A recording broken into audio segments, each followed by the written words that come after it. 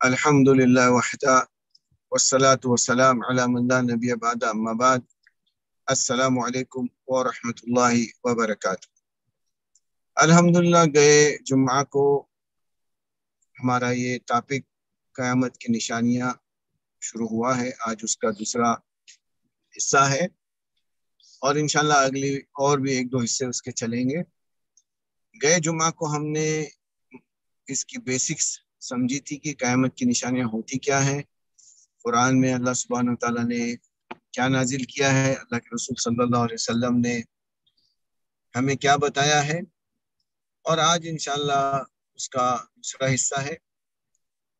اگر آپ کے پاس میں قیامت کی نشانیوں کی نسبت سے اگر کوئی سوالات ہیں، ظاہر ہے یا تو اللہ سبحانہ وتعالیٰ نے قرآن میں فرمایا آپ کے کانوں تک پہنچا ہوگا اور مفہوم نہیں سمجھا ہوں گے، یا اللہ کے رسول صلی اللہ علیہ وسلم کی پیشن گوئیاں آپ تک پہنچی ہوں گی اور آپ کو سمجھ نہیں آئی ہوگی.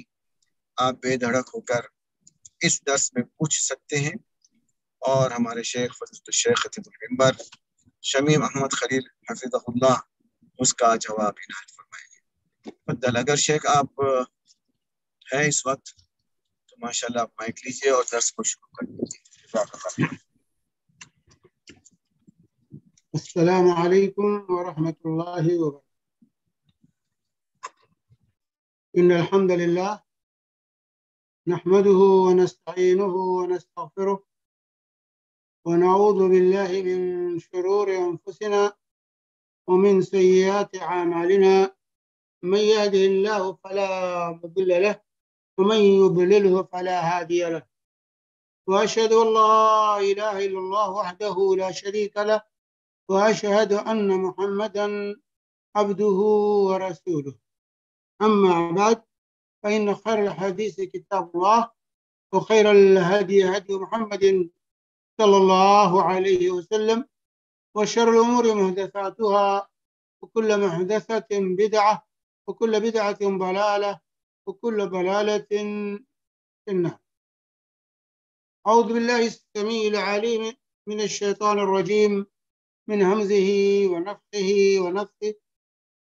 فهل ينظرون إلا الساعة أن تأتيهم بغتة فقد جاء أشراطها. رب اشرح لي صدري ويسر لي أمري واحلل عقدة من لساني يفقهوا قولي. اللهم صل وسلم على عبدك ونبيك محمد وعلى آلہ وصحبہ اجمعین.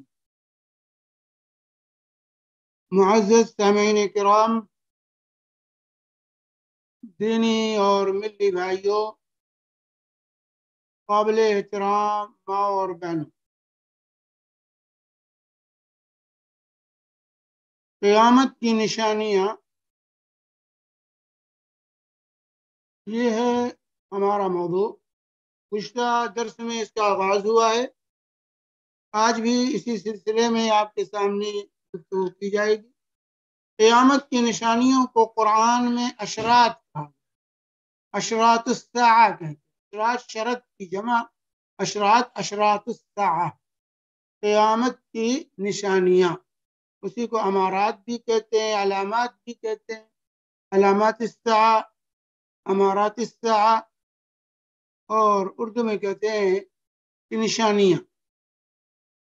تو قیامت کی کچھ نشانیاں بیان کی گئی، اس کے قرب کی، اس کے حصول کی کچھ نشانیاں کہ قرآن و حدیث میں بیان کی گئی ہیں، تاکہ ہم ان نشانیوں کو پڑھ کر جان کر کے قیامت کی تیاری میں لگ جائیں، غافل ہو کر زندگی نہ گزاریں. یہ نشانیاں اسی لیے اللہ تعالی ظاہر کر رہا ہے کہ ہم آگاہ ہو جائیں اور قیامت کی تیاری میں لگ جائیں. اسی لیے ان نشانیوں کا جاننا بھی ہمارے لیے ضروری ہے. اسی لیے جبریل امین نے جب سیدنا رسول اللہ صلی اللہ علیہ وآلہ وسلم سے پوچھا تھا کہ متی الساعہ، قیامت کب آئے گی، تو جب اللہ کے نبی صلی اللہ علیہ وسلم نے فرمایا مل مسئول عنہا بعالم من السائل، کہ جس سے سوال کیا گیا ہے وہ سوال کرنے والے سے زیادہ نہیں جانتا. یہ جبریل نہ تم کو پتا ہے نہ مجھے پتا ہے اس کی تحدید کا کہ بالضبط کس وقت قیامت آئے گی. تو حضرت جبریل نے کہا تھا بین امارات، تو اس کی امارتیں، اس کی نشانیاں جو ہے بتا دیجئے، اس کی نشانیاں ہی بتا دیجئے تاکہ لوگوں کو اس کے قرب کا اندازہ ہو. تو اسی لیے نشانیوں کا جاننا، ان کا پڑھنا اور سمجھنا یہ ضروری ہے میرے بھائیوں، تاکہ ہم غفلت کی زندگی میں نہ رہیں اور ہمہ وقت قیامت کی تیاری میں، اس کے استقبال کی تیاری میں رہیں کہ کبھی بھی قیامت آ سکے. تو آج انشاءاللہ اس کی نشانیاں بیان کی. علماء نے علامات قیامت کو، قیامت کی نشانیوں کو دو حصوں میں تقسیم، ایک علامات صغرا اور دوسرے علامات کبرا، چھوٹی نشانیاں اور بڑی نشانیاں. چھوٹی نشانیاں ان کے بھی تین حصوں میں تقسیم کیا گیا. ایک وہ نشانیاں جو واقع ہو چکی ہیں، ختم ہو. دوسرے وہ نشانیاں جن کا سلسلہ جاری، واقع ہو رہی، ان کا سلسلہ جاری رہے. تیسری وہ نشانیاں جو اب تک واقع نہیں ہوئی، یہ چھوٹی نشانیاں. تو چھوٹی نشانیاں جو ہے پہلے واقع ہوں گی، اور اس کے بعد جو بڑی نشانیاں ہیں جن کی تعداد 10 اللہ کے نبی صلی اللہ علیہ وسلم کی حدیث میں بیان کیا ہوا 10 نشانیاں بالکل قیامت کے واقع ہونے کے بالکل قریب میں وہ 10 نشانیوں کا ظہور ہوگا. تو آج کی ملاقات میں ہم انشاءاللہ ان چھوٹی نشانیوں کے بارے میں پڑھتے ہیں.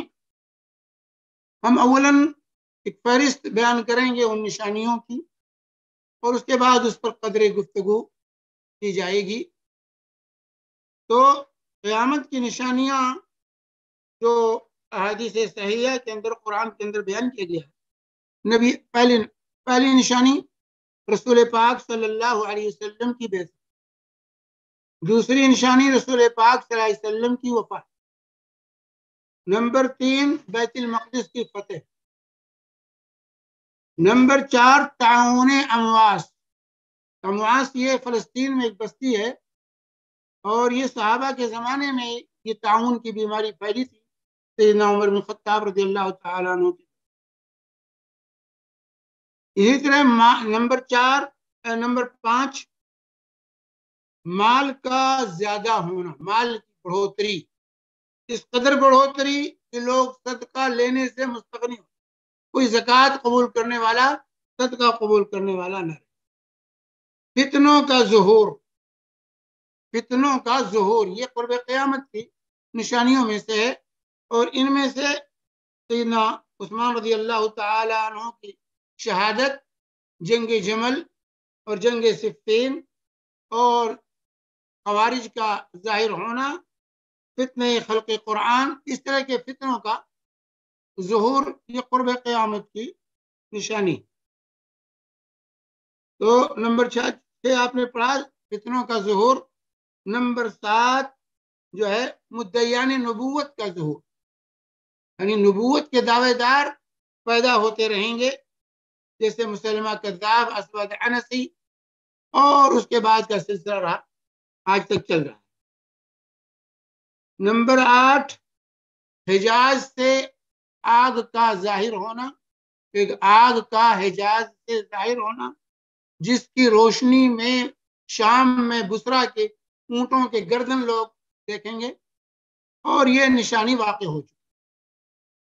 انشاءاللہ اس کی تفصیل آ رہی ہے.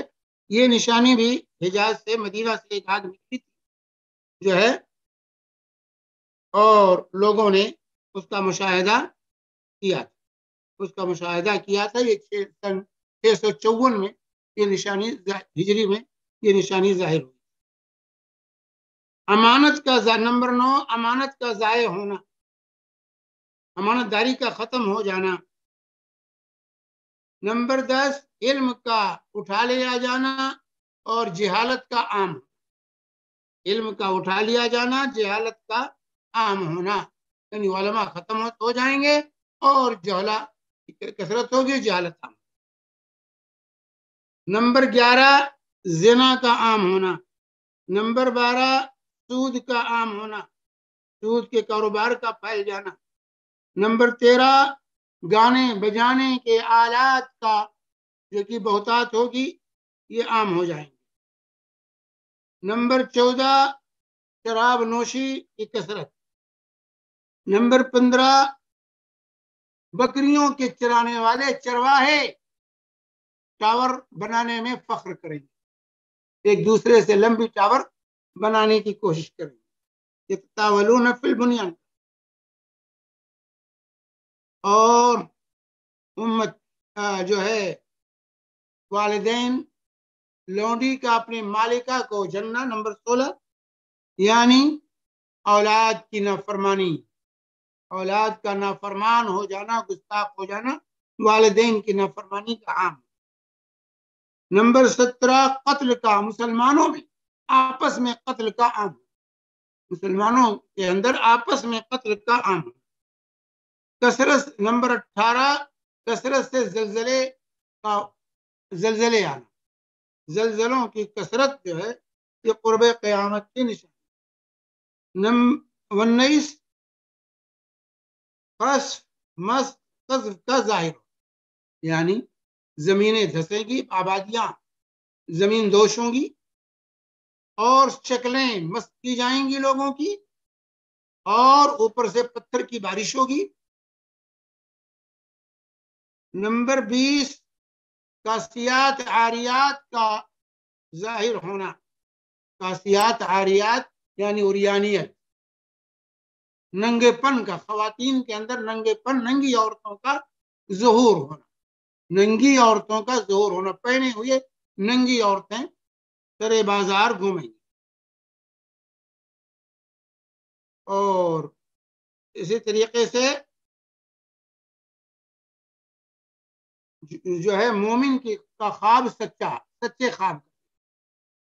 خواب کا ظہور ہوگا، لوگ خواب دیکھیں گے ہو بخو وہی چیز واقع ہوگی۔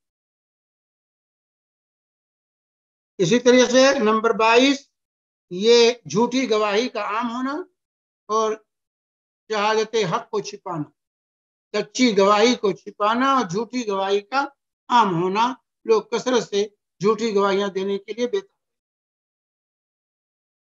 عورتوں کی نمبر 23 عورتوں میں کی کثرت، عورتوں کی تعداد یہ کا بڑھ جانا، یہ قرب قیامت کی نشانی۔ سرزمین عرب کا سرسبز و شاداب ہو جانا، دریا کا یہاں جاری ہو جانا، باغات کا عام ہونا۔ نمبر 25 فرات، دریائے فرات سے سونے کے پہاڑ کا۔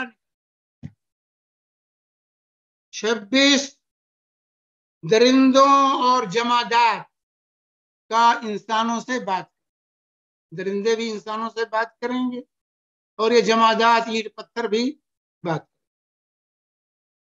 27 رومیوں کی کثرت اور مسلمانوں سے ان کا قتال، پہلے روم کا زیادہ ہو جانا، کثرت پہلے یورپ کا، پہلے روم کے زیادہ ہونا، اور جو ہے مسلمانوں سے ان کا قتال۔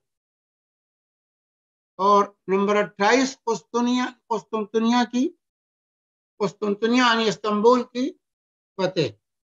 یہ جو ہے 28 نشانیاں میں نے آپ کے سامنے فہرست پیش کی ہے قرب قیامت کی، چھوٹی جن کو علامات صغریٰ کہا جاتا ہے، ان کی میں نے آپ کے سامنے جو ہے فہرست پیش کر دی۔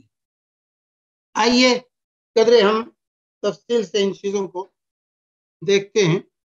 تو علامات قیامت جیسا میں نے بتایا کہ 3 حصوں میں چھوٹی نشانیوں کو، ایک تو چھوٹی نشانیاں، بڑی نشانیاں اور چھوٹی نشانیوں کو 3 حصوں میں علماء نے وہ علامات جو واقع ہو چکی، تو جو علامتیں واقع ہو چکی ہیں آج تک، اس میں رسول پاک صلی اللہ علیہ وسلم کی بعثت، اللہ کے نبی صلی اللہ علیہ وسلم فرمایا انا والساعہ کہاتین، میں اور قیامت ایسے، میں اور قیامت ایسے ہیں، دونوں انگلیوں کے اشارے سے بخاری مسلم کی روایت، بخاری مسلم کی روایت، اور اس سے متعدد روایات علامت صغریٰ کے سلسلے میں رسول پاک صلی اللہ علیہ وسلم سے بخاری اور موجود ہے، چند روایتیں آپ سن لیں. لا تقوم الساعة حتی جو ہے بہرحال یہ آئے گا آپ کے سامنے بھی تفصیل سے. تو پہلی جو ہے رسول پاک صلی اللہ علیہ وسلم کی پیدائش، بعثت اور آپ کی وفات، یہ دونوں نشانیاں پوری ہو چکی. اللہ نے فرمایا انا والساعة كهاتین، میں اور قیامت ایسے ہی ہیں. اور اسی طریقے سے اللہ کے نبی صلی اللہ علیہ وآلہ وسلم نے، جیسا کہ عوف بن مالک رضی اللہ تعالی عنہ کی حدیث میں بخاری میں ہے کہ اللہ کے نبی صلی اللہ علیہ وسلم نے فرمایا چھ تک گنو. قیامت سے پہلے 6 نشانیاں آپ نے یہاں بتائی. اور اس کے بعد کہا موت، پہلے نمبر کا موتی، میری وفات بخاری کی روایت. آپ کی وفات بھی قرب قیامت کی نشانی. اور اسی طریقے سے چاند کے 2 ٹکڑے ہونا، چاند کا پھٹ جانا، یہ قرب قیامت وہ نشانی جو ختم ہوتی. اقتربت الساعة وانشق القمر، اللہ تعالیٰ سورہ قمر میں واضح کر دیا قیامت قریب آ چکی ہے اور چاند کے ٹکڑے ہو چکے، چاند پھٹ چکے. اور عبداللہ بن مسعود رضی اللہ تعالی عنہ اور دیگر صحابہ کی بھی روایتیں ہیں کہ رسول پاک صلی اللہ علیہ وآلہ وسلم کے زمانے میں کہتے ہیں انشق القمر علی عہد رسول اللہ صلی اللہ علیہ وسلم بشقین، رسول اللہ صلی اللہ علیہ وسلم کے ہوتے ہوئے مکہ ہی میں جو ہے چاند کے 2 ٹکڑے ہو گئے. اور اللہ کے بھی فرمایا اشہدو، گواہ ہو جاؤ، مشاہدہ کر لو، گواہ ہو جاؤ. تو دوسری روایت میں ہے کہ بینما نحن مع رسول اللہ صلی اللہ علیہ وسلم بمنى اذ انفلق القمر في القطع، کہتے ہیں کہ ہم نبی کریم صلی اللہ علیہ وسلم کے ساتھ منی میں تھے کہ اتنے میں چاند کے 2 ٹکڑے ہوئے. چاند کے ایک ٹکڑا پہاڑ کے اس طرف، دوسرا ٹکڑا پہاڑ کے دوسری، اور اس پر اللہ کے رسول صلی اللہ علیہ وسلم نے کہا کہ تم گواہ ہو. تو چاند کا یہ ختم ہو چکی ہے. اسی طرح حجاز سے آگ کا نکلنا، جس کا ذکر آپ کے سامنے آئے. اللہ کے رسول صلی اللہ علیہ وسلم فرمایا لا تقوم الساعة حتى تخرج من ارض الحجاز نار من ارض الحجاز تذيع اعناق الابل ببصرها. اللہ کے نبی صلی اللہ علیہ وسلم فرمایا قیامت اس وقت تک قائم نہیں ہوگی جب تک کہ حجاز کی سرزمین ایک آگ نکلے گی جس سے بصرہ میں اونٹوں کی گردنیں نظر آئیں. بصرہ ہے شام میں اتنی بھیانک آگ نکلے گی حجاز سے، آپ اور اس سے شام میں روشنی ہو، اس کی روشنی شام تک، اتنی بھیانک آگ. اور یہ آگ نکلی جیسا کہ حافظ ابن کثیر رحمہ اللہ نے جو البدایہ والنہایہ میں اس کا ذکر کیا ہے، اس آگ کے نکلنے کا 654 ہجری میں. وہی امام نووی نے بھی ذکر کیا ہے اور دیگر مورخین اور علماء نے بھی اس آگ کا ذکر کیا ہے جو مدینہ میں حرہ کی جانب سے یہ آگ نکلی تھی اور روشنی پھیلی تھی. اس کی تفصیلات مورخین نے ذکر کی. تو یہ نشانی بھی پوری ہو. اور اسی طریقے سے جزیہ اور خراج کا بند ہو جانا، جزیہ اور خراج کا بند. جزیہ یہ مسلم مملکت کے اندر، اسلامی مملکت کے اندر غیر مسلم جو آباد ہوتے تھے ان سے جزیہ وصول کیا جاتا تھا، ان کو اس کے لیے بدلے خدمات پیش کی جاتی، ان کی حفاظت اور ان کا تمام جو ہے ان کے حقوق ادا کیے جاتے تھے. اور ان سے جزیہ، مسلمانوں سے زکوٰۃ وصول کی جاتی تھی اور غیر مسلموں سے جزیہ وصول.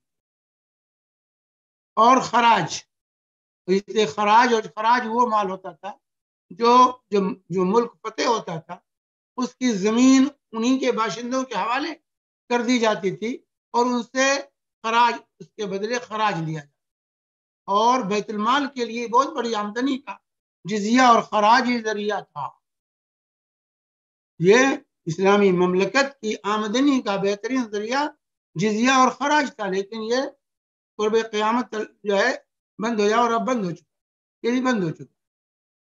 جب سے خلافت کا دور ختم ہوا اور اہل مغرب نے اسلامی مملکت کو مختلف حصوں میں بانٹ دیا اور اسلامی قانون کی جگہ پر جمہوریت اور ڈیموکریسی کو لا کر کے اسلامی ممالک مسلط کر دیا گیا، اس کے بعد سے اسلامی مملکت کی یہ بہت بڑی آمدنی کا ذریعہ جو ہے ختم، جو جزیہ اور خراج کی شکل میں ملتا تھا۔ تو اللہ کے نبی صلی اللہ علیہ وسلم نے فرمایا تھا، صحیح مسلم کی حدیث ہے کہ یہ جزیہ اور خراج یہ بند ختم ہو جائے گا قرب قیامت، یہ جو بند ہو جائے تو سمجھیے قیامت قریب ہے۔ تو قیامت قریب ہے، جزیہ اور خراج یہ بند ہو چکا ہے۔ حضرت ابو ہریرہ فرماتے ہیں منعت العراق درہمها وقفیزها ومنعت الشام مدها ودینارها ومنعت مصر اردبها ودینارها وعدتم من حيث بدأتم وعدتم من حيث بدأتم۔ عراق بھی اپنے درہموں اس کو جو ہے قفیز کو بند کر دے گا، یہ پیمانہ تھا کر لے گا۔ شام نے بھی اپنے مد کو اور دینار کو بند، مصر بھی اپنے جو ہے اردب اور دینار کو بند، یہ پیمانے تھے غلوں کے ناپ جس سے وصول کیے جاتے تھے۔ اور تم حیث بدأتم، جہاں سے شروع ہوئے تھے وہیں پھر لوٹ آؤ۔ تو اس طریقے سے جو ہے یہ نشانی بھی پوری ہو چکی۔ یہ وہ نشانیاں تھیں جو اللہ کے نبی صلی اللہ علیہ وسلم نے بیان کی اور وہ پوری ہوئی۔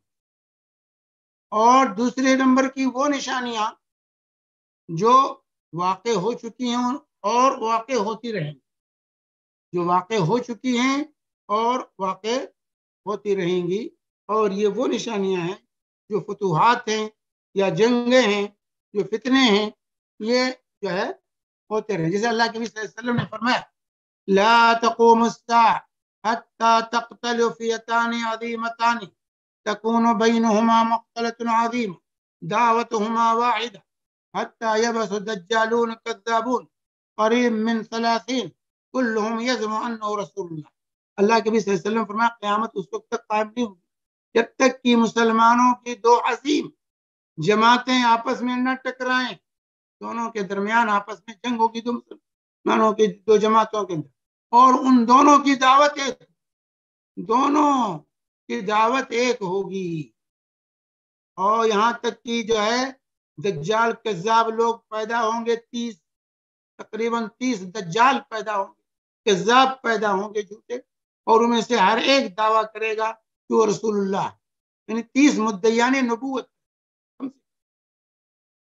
اور یہاں تک کہ جو ہے اللہ کے فرمایا علم قبض کر لیا جائے گا، زلزلے زیادہ ہوں گے، وقت قریب ہو جائے گا، فتنے ظاہر ہوں گے، قتل عام ہوگا اور مال زیادہ ہوگا، اور جو ہے مال والا یہ ہے تلاش کرے گا کہ کوئی اس کا صدقہ لے لے، کوئی صدقہ لینے والا نہ ہوگا، جب پیش کرے گا تو کہے گا کل لائے ہو تو لے لیتا، میرے پاس نہیں۔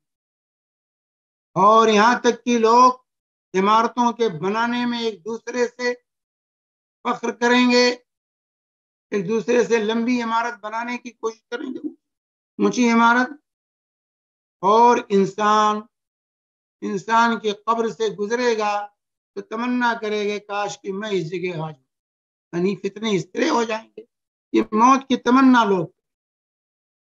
اور سورج مغرب سے طلوع ہوگا، اور جب وہ طلوع ہوگا تو جو لوگ دیکھیں گے سب ایمان لے آئیں گے، لیکن یہ وقت ہوگا لا ينفع نفسا ایمانها، کسی کو اس کا ایمان فائدہ نہیں۔ یہ بخاری مسلم کی متفق علیہ روایت۔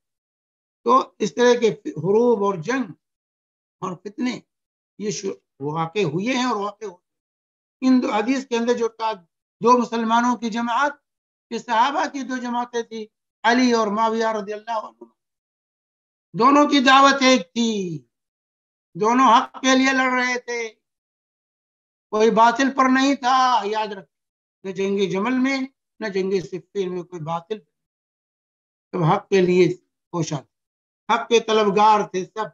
اور دونوں کو اللہ کے نبی صلی اللہ علیہ وسلم نے کہا مسلمانوں کی جماعت، دونوں کی دعوت ایک ہوگی، لیکن فتنہ پیدا ہوا اور جنگیں۔ تو اس طرح کی چیزیں جو ہے یہ چلتی رہیں گی، اور آج ہو رہی ہیں، قیامت تک یہ سلسلہ فتنوں کا، جنگ و جدال کا جو ہے یہ جاری رہے. اسی طرح اللہ کے نبی صلی اللہ علیہ وسلم نے فرمایا ان من اشراط الساعة ان تقاتلوا قوما ينتعلون نعال الشعب وان من اشراط الساعة ان تقاتلوا قوما اراض الوجوه كأن وجوههم المجان المطرقة. جو ہے ہاں اللہ کے نبی صلی اللہ علیہ وسلم نے فرمایا قیامت کی نشانیوں میں سے ہے کہ تم ایسی قوم سے قتال کرو گے جو بالدار بال والے جوتے پہنیں گے، یعنی ترک، چنگیز، ہلاکو اور یہ تاتاریوں کا گروہ. اس کی اللہ کے نبی صلی اللہ علیہ وسلم نے جو ہے پیشین گوئی کی تھی، ان سے تم جنگ کرو گے، قتال ہوگا. تاتاریوں کا دور آیا، فتنہ برپا ہوا، بغداد تو تہو بالا کیا تھا ان لوگوں نے، اور اس طرح ان سے جنگیں چلتی رہی ہیں. تو ترکوں سے جنگ کا اللہ کے نبی صلی اللہ علیہ وسلم نے قرب قیامت ذکر کیا. تو اور یہ چیزیں ہوتی رہی ہیں اور یہ ہوتی رہیں گی.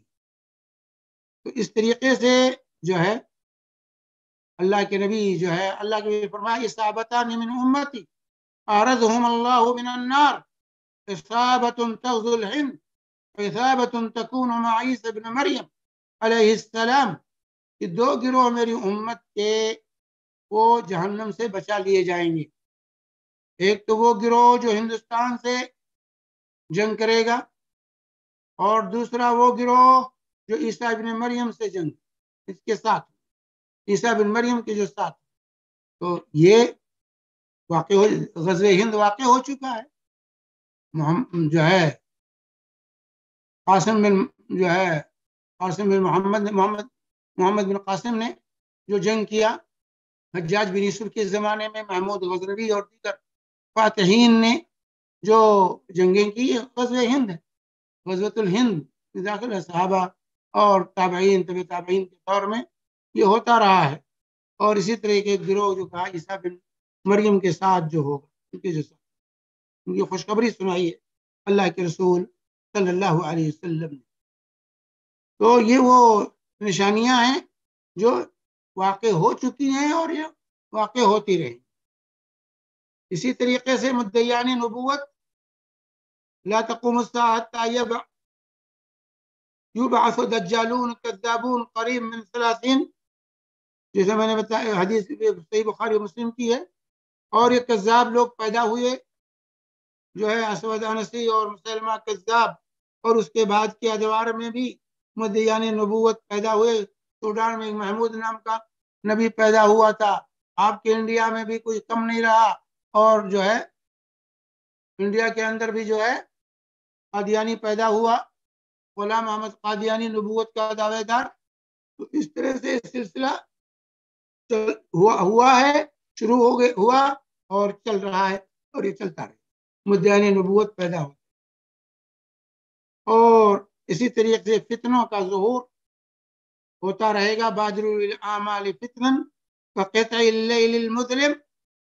عمل کرنے میں جلدی کرو فتنوں سے پہلے، ورنہ رات کی جو ہے تاریکی کی طرح جو ہے فتنے چھائیں گے. انسان مومن ہوگا، صبح مومن ہوگا، شام کو کافر ہو جائے گا، شام کو مومن ہوگا، صبح کافر ہو جائے گا. اپنے دین کو تھوڑی سی دنیا کے عوض بیچ دے. اس سے مسلم کی حدیث.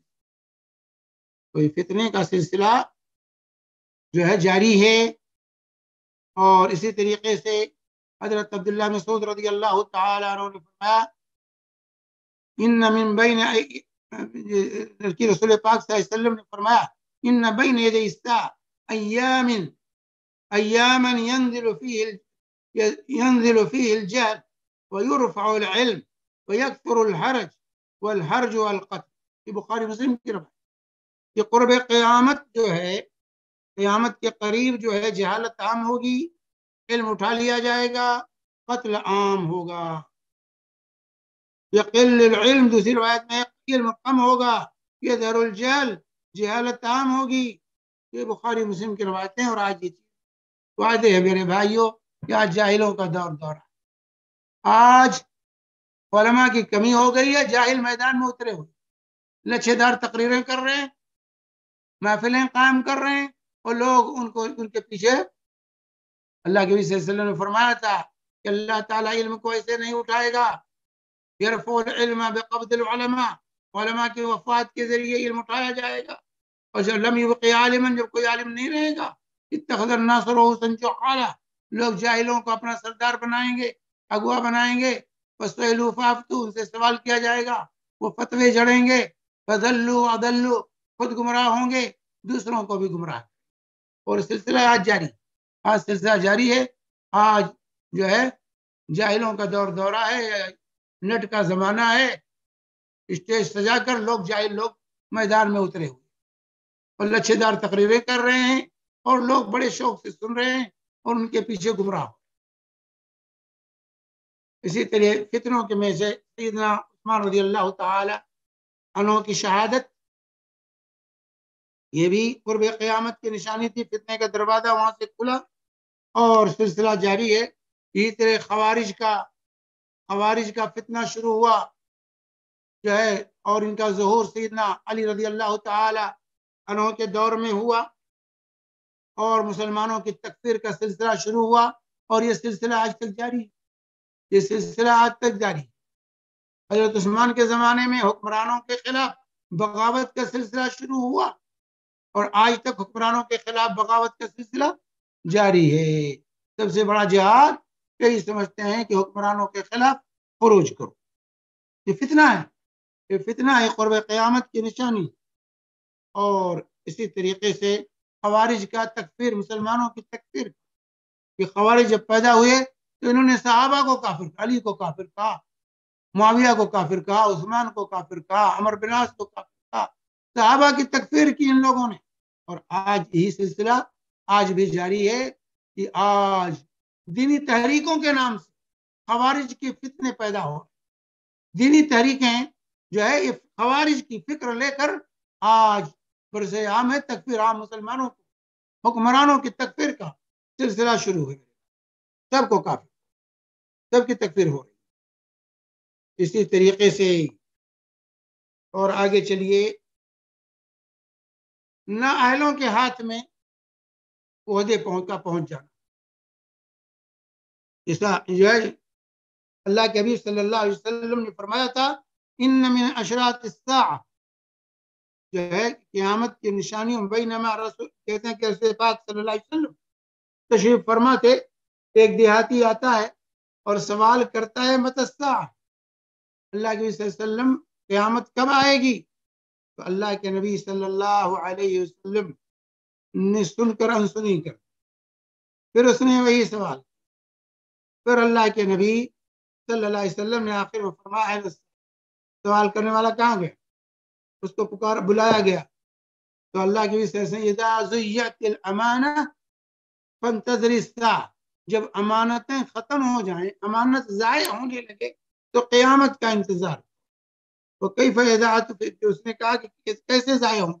تو کہا اذا اسند الامر الى غیر اہلہ فانتظر الساعہ، جب نہ اہلوں کے ہاتھ میں عہدے دے دیے جائیں، کرسیاں دے دی جائیں، ذمہ داریاں سونپ دی جائیں نہ اہلوں کے ہاتھ میں، فانتظر الساعہ، تو اب قیامت کا انتظار.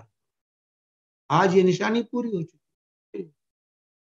آج نااہلوں کے ہاتھ میں کرسی. عہدوں پر ویسے لوگ براجمان ہوتے ہیں جو اس کے اہل نہیں ہوتے ہیں. یہ روایت جو ہے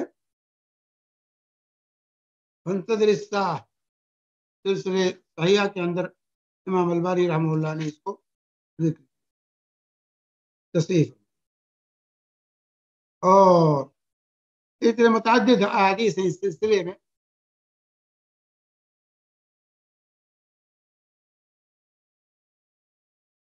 اور اسی طرح مسلمانوں کا فساد کی طرف مائل ہو جانا، مسلمانوں میں فساد کا برپا ہونا، عدل انصاف کا معاشرے سے ختم ہو جانا، یہ جو ہے قرب قیامت کی نشانی ہے جو شروع ہو چکی ہے، اور سلسلہ اس کا جاری.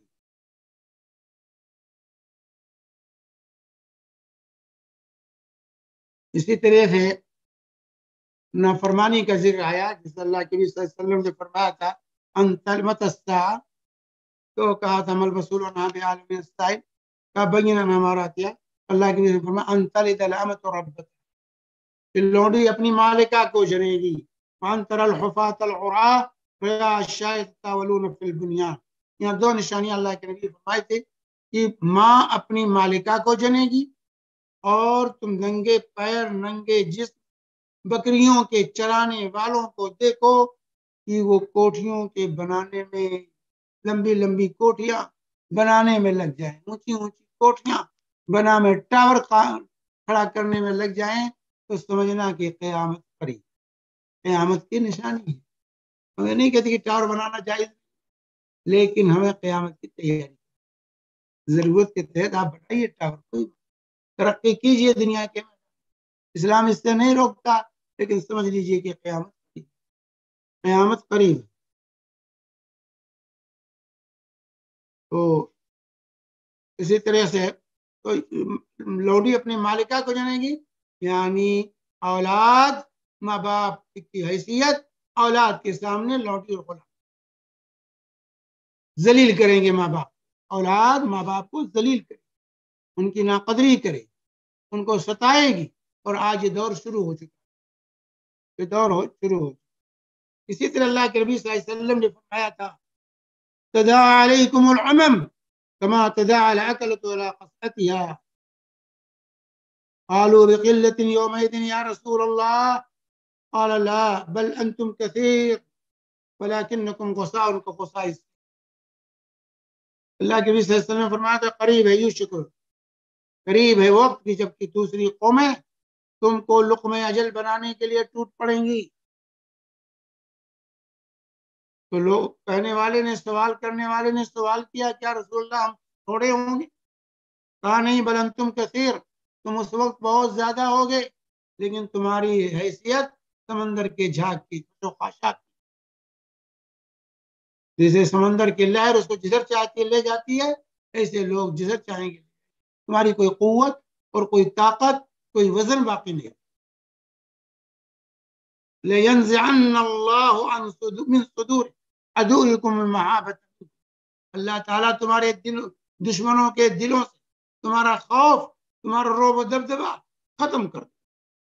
لَيَقْذِفَنَّ اللَّهُ فِي قُلُوبِكُمُ الْوَهْنَ، اور اللہ تعالیٰ تمہارے دلوں میں کمزوری ڈال. قالوا ما الوهن یا رسول اللہ، تو صحابہ نے پوچھا کہ وہن کیا ہے، یہ کون سی بیماری ہوگی؟ حب الدنیا وکراہیت الموت، دنیا کی محبت تم پر غالب ہوگی، موت کی ناپسندگی تم پر آ جائے گی، جس کی وجہ سے دشمن کے دلوں سے تمہارا خوف ختم ہو جائے گا، اور وہ تم کو لقمہ اجل بنانے کے لیے ٹوٹ پڑیں گے. میرے بھائیو، آج یہ وقت آ گیا، آج یہی وقت ہے جس سے ہم اور آپ گزر رہے ہیں، لیکن پھر بھی ہم ہوش میں آنے کے لیے کوشش نہیں کرتے.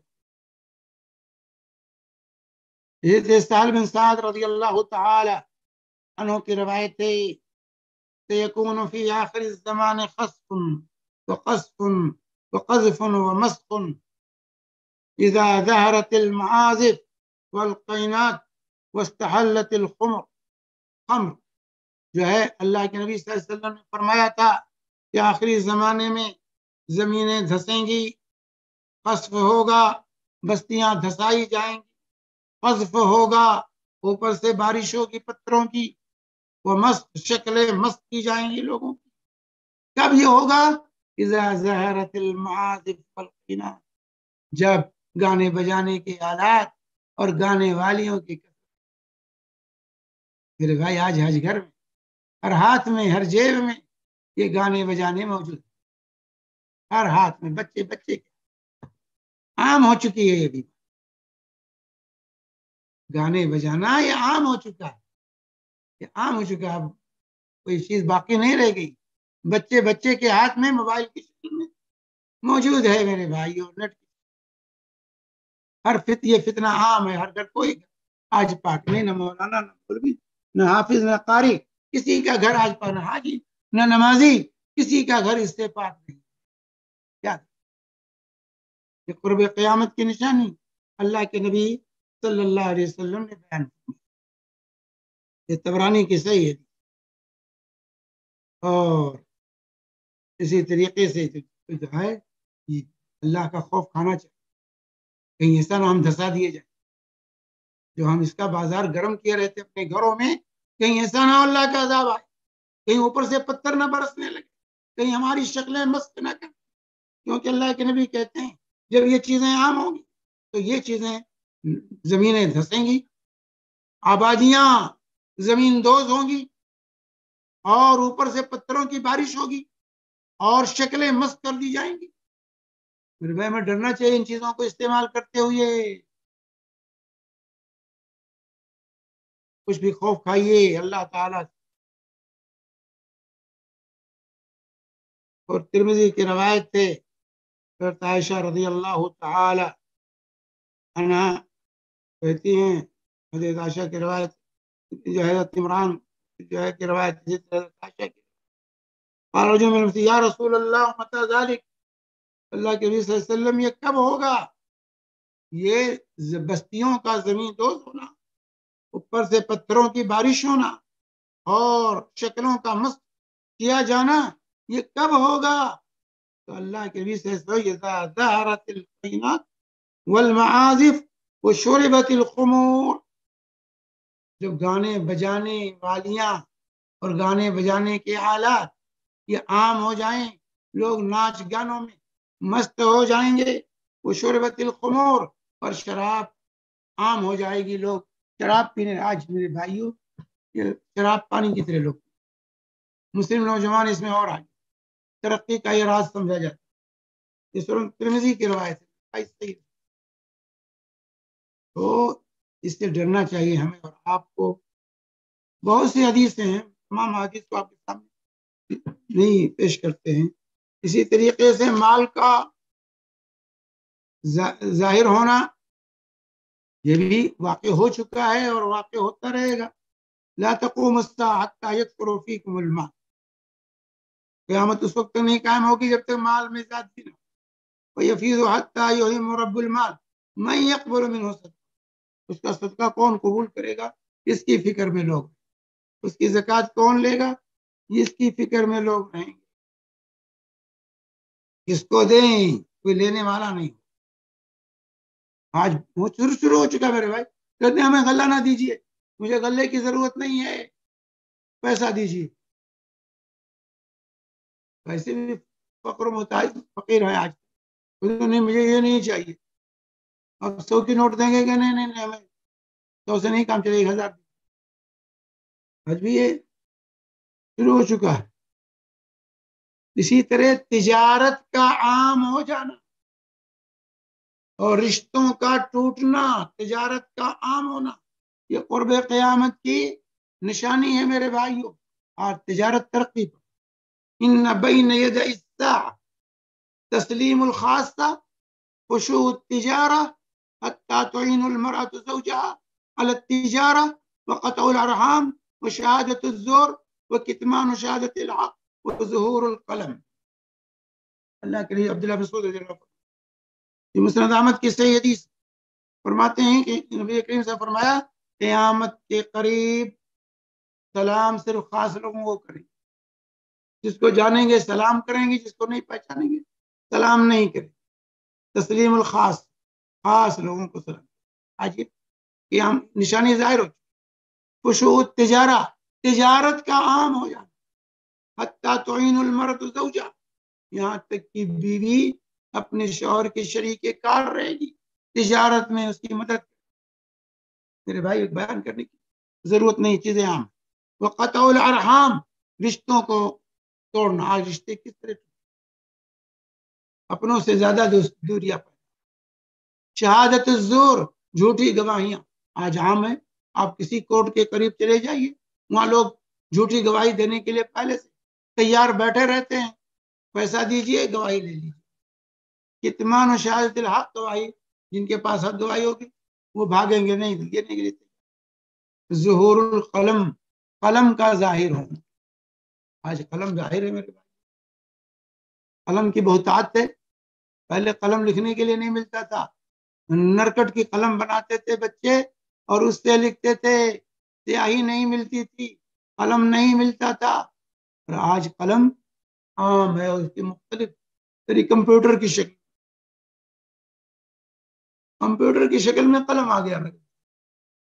تو قلم کا عام ہونا یہ قرب قیامت کی علامت اور نشانی ہے. اب قیامت کی تیاری میں لگ جائیے. یہ مسلم احمد کی صحیح حدیث امام البانی نے سے صحیح میں. تو ان من اشراط الساعة اذا كانت التحية على المعرف، قیامت کی نشانیوں میں سے یہ ہے کہ پہچان والوں کو سلام، پہچان والوں کو لوگ سلام. اور اسی طرح پولیس کا زیادہ ہونا اور ظالم پولیس کا عام ہونا یہ قرب قیامت کی نشانی، یہ قرب قیامت کی نشانی. یکون فی آخر الزمان رجال معهم سیات کأن اذناب البقر یغدون فی سخط اللہ ویروحون فی غضبہ. یہ قرب قیامت ایسے لوگ ہوں گے جن کے ہاتھ میں کوڑے ڈنڈے ہوں، چھوٹے ہوں گے جیسے اس کی گائے کی دم ہوتی ہے، اور وہ اللہ کی ناراضگی میں ان کی صبح و شام ہوگی. یعذبون بہ الناس، لوگوں کو سزائیں دیں گے اس کے ذریعے. یضربون بہ الناس، اللہ نے فرمایا تھا صنفان من اہل النار لم ارہما رجال بایدیہم سیات کاذناب البقر یضربون بہ الناس. دو طرح کے جہنمیوں کو میں نے نہیں دیکھا. ایک وہ جو جن کے ہاتھ میں کوڑے ہوں گے، ڈنڈے ہوں گے، لوگوں پر ظلم کریں گے، لوگوں کی پٹائی کریں گے. اور نساء کاسیات عاریات، دوسری وہ عورتیں جو پہنے ہوئے ننگی ہوں گی، ممیلات مائلات، اور اٹک مٹک کے چلیں گی. ان کے سر بختی اونٹوں کی طرح لٹکے ہوئے ہوں، اپنے سروں کو بڑا کریں، ایسا باندھیں گی، ایسا بنائیں گی جوڑا اس سر بڑا لگے. تو آج یہ تمام چیزیں موجود ہیں میرے بھائی. پہنے ہوئے ننگی عورتیں مارکیٹ میں دیکھیے ہر طرف. یا تو اتنا چست ہے کہ جسم نمایاں ہے، یا اتنا باریک ہے کہ جسم جھلک رہا ہے، یا بعض حصے پر تو کپڑا ہے اور بعض حصہ ننگا ہے. تینوں طرح. اور یعنی تاج عام ہے. صحیح مسلم کی حدیث. اب آئیے چند منٹ میں وہ علامت، یہ علامتیں ہیں جو کہ ظاہر ہوئی ہیں، ان کا سلسلہ جاری ہے. ایک وہ لیکن وہ علامات صغیرہ، چھوٹی نشانیاں جو ابھی ظاہر نہیں ہوئی، جو ابھی ظاہر نہیں ہوئی. جیسے اللہ کے نبی صلی اللہ علیہ وسلم نے فرمایا عرب سرسبز شاداب ہونا، اور یہاں دریا کا جاری ہونا، باغات کا عام ہونا، یہ نشانی. لا تقوم الساعة حتى يكثر المال ويفيض حتى يخرج الرجل زكاة ماله فلا يجد أحدا يقبلها حتى تعود أرض العرب جنات وانہار. یہ زمین جو ہے جہاں اپنی کیا مال میں اضافہ ہوگا، زکوٰۃ قبول کرنے والے نہیں ہوں گے. اور اسی طرح آپ نے فرمایا کہ روئے زمین، عرب کی سرزمین باغات اور دریا میں تبدیل ہو. یہاں باغات اگیں گے، بڑے بڑے باغ. آج میرے بھائی شروع ہو گئے، خود اگا رہے ہیں لوگ. سبزی و شادابی عام کی جا رہی ہے، اور دریا بہنا باقی ہے. پانی ہر جگہ پہنچا لیا گیا ہے، لیکن ابھی دریا جو قدرتی دریا ابھی نہیں بہے ہیں، وہ بھی بہیں گے یہاں جو ہے. کیونکہ پہلے یہ سرزمین ایسے ہی تھی، یا اول ایسے ہی تھی، بعد میں یہ سارا بنا ریگستان. اسی طرح ایک نشانی اللہ کے نبی صلی اللہ علیہ وسلم نے بیان کی ہے، انتفاخ الاہلہ، چاند کا موٹا ہو جانا. یعنی پہلے دن کا چاند اتنا موٹا نظر آئے گا کہ لوگ کہیں گے یہ تو کل ہی کا چاند. من اقتراب الساعة انتفاخ الاہلہ. اللہ کے رسول صلی اللہ علیہ وسلم نے کہا، یہ طبرانی وغیرہ کی روایت ہے، صحیح الجامع میں امام البانی کا انتفاخ الاہلہ، چاند کا بڑا ہو کے نکلنا، یہ قرب قیامت کی نشانی. لوگ دیکھیں گے تو کہیں گے یہ تو کل ہی کا چاند، آج کل 2 دن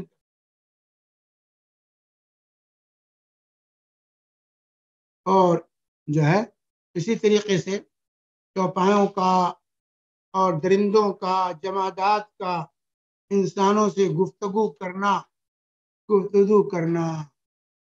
سلسلے میں متعدد احادیث رسول پاک صلی اللہ علیہ وآلہ وسلم احمد کی روایت ابو سعید خدری رضی اللہ تعالیٰ کہتے ہیں کہ جو ہے ایک بھیڑیے نے ایک بکری کو پکڑا تو رائی جو چرواہا تھا وہ نے جا کر کے اس سے چھین،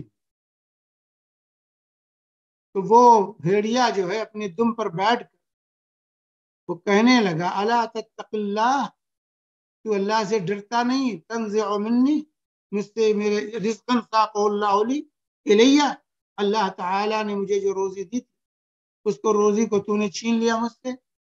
تو استاد چرواہے نے کہا یا عجبا، آئے تعجب کی بات، زیب مقع علی ذنبہ یکلمنی کلام الانس، جو ہے ایک بھیڑیا ہے وہ بیٹھا ہوا اپنے دم پر اور مجھ سے انسانوں جیسی بات کر رہا ہے۔ تو بھیڑیے نے کہا الا اخبرک بعاجب من ذلک، اس سے زیادہ تعجب خیز بات کی خبر نہ دے دوں؟ محمد بیشرف یخبر الناس بانباء ما قد سبق، محمد صلی اللہ علیہ وسلم مدینہ میں موجود لوگوں کو خبر دے رہے ہیں، دیں گے جو ہے گزرے ہوئے دنوں کی۔ فاقبل الراعی یسوق غنمہ، وہ جو ہے چرواہا اپنی بکریوں کو چراتا ہوا مدینہ میں داخل ہوا، تو اس طریقے سے مدینہ میں پہنچ کر ایک جگہ اپنے بکریوں کو باندھا، پھر رسول پاک صلی اللہ علیہ وسلم کی خدمت میں داخل ہوا اور اس نے اللہ کے نبی صلی اللہ علیہ وسلم نے جو ہے نماز کے لیے اعلان کرایا، پھر لوگ نکلے تو چرواہے نے جو ہے فقال رأیت اللہ کے نبی صلی اللہ علیہ وسلم چرواہے سے کہا کہ خبر دو ان لوگوں کو، اس چیز کی خبر دے دو ان لوگوں کو۔ تو رسول جب اس نے خبر دی تو اللہ کے نبی صلی اللہ علیہ وسلم صدقہ، یہ سچ کہہ رہا ہے، والذی نفسی بیدی لا تقوم الساعة حتى يكلم السباع الانس ويكلم الرجل عذبة صوته وشراك نعله ويخبره فخذه بما حدث به آله ام احدث بعده۔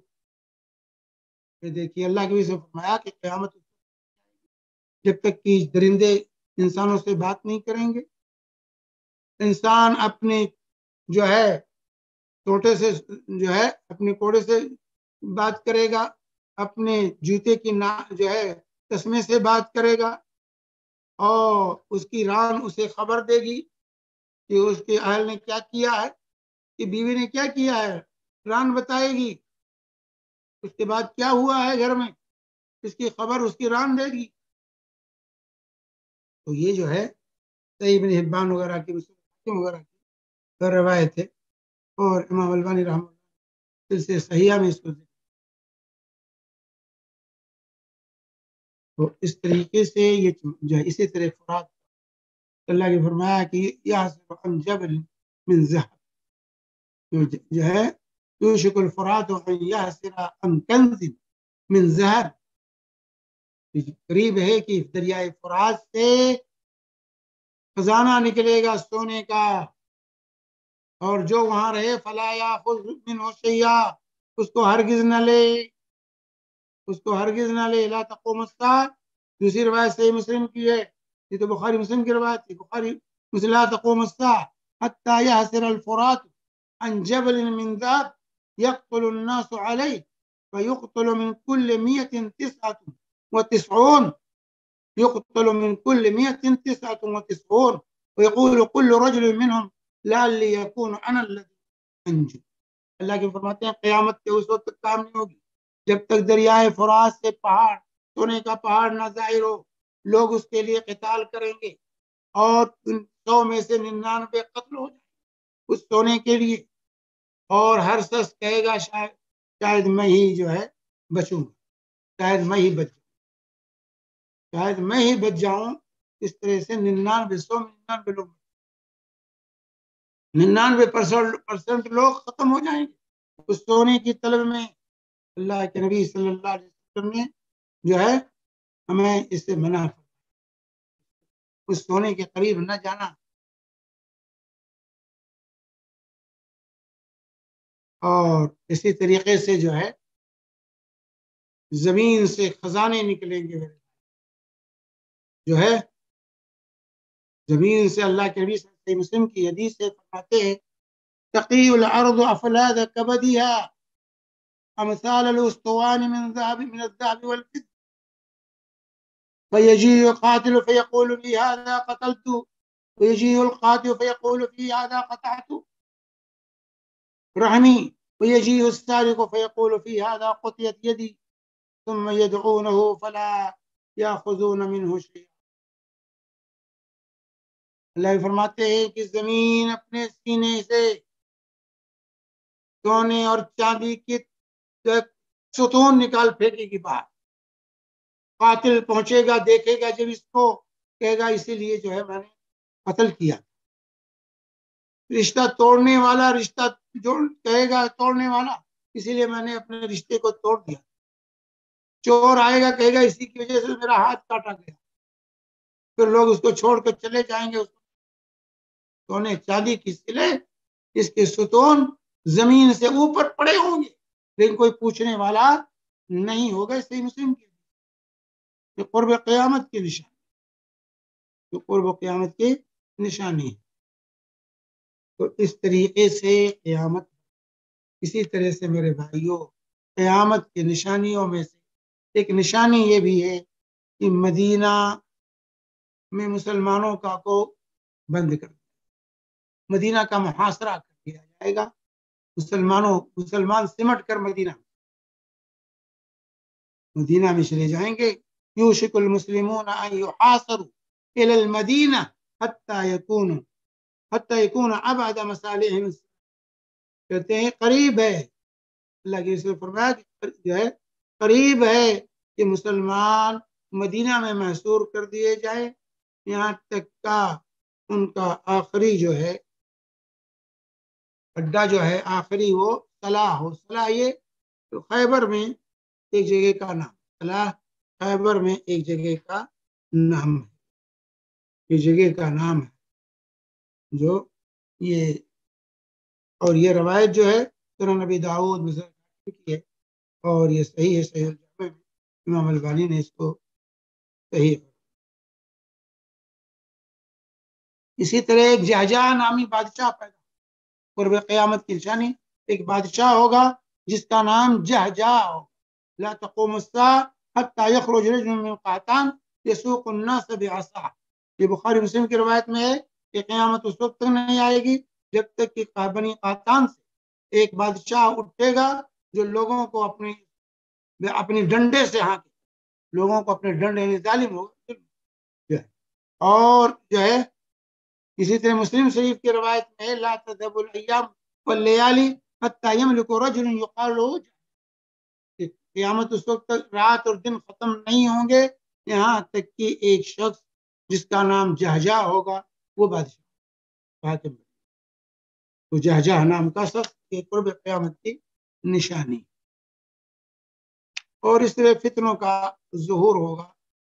اور پھر آخری چیز جو آج کی ملاقات میں آپ لوگوں کے ساتھ، مہدی کا ظہور، خروج المہدی جو ہے یہ انشاءاللہ جو ہے یہ بھی قرب قیامت کی نشانیوں میں سے ایک نشانی ہوگی، مہدی کا ظہور، مہدی کا جو ہے دنیا میں آنا، دنیا میں مہدی کا آنا۔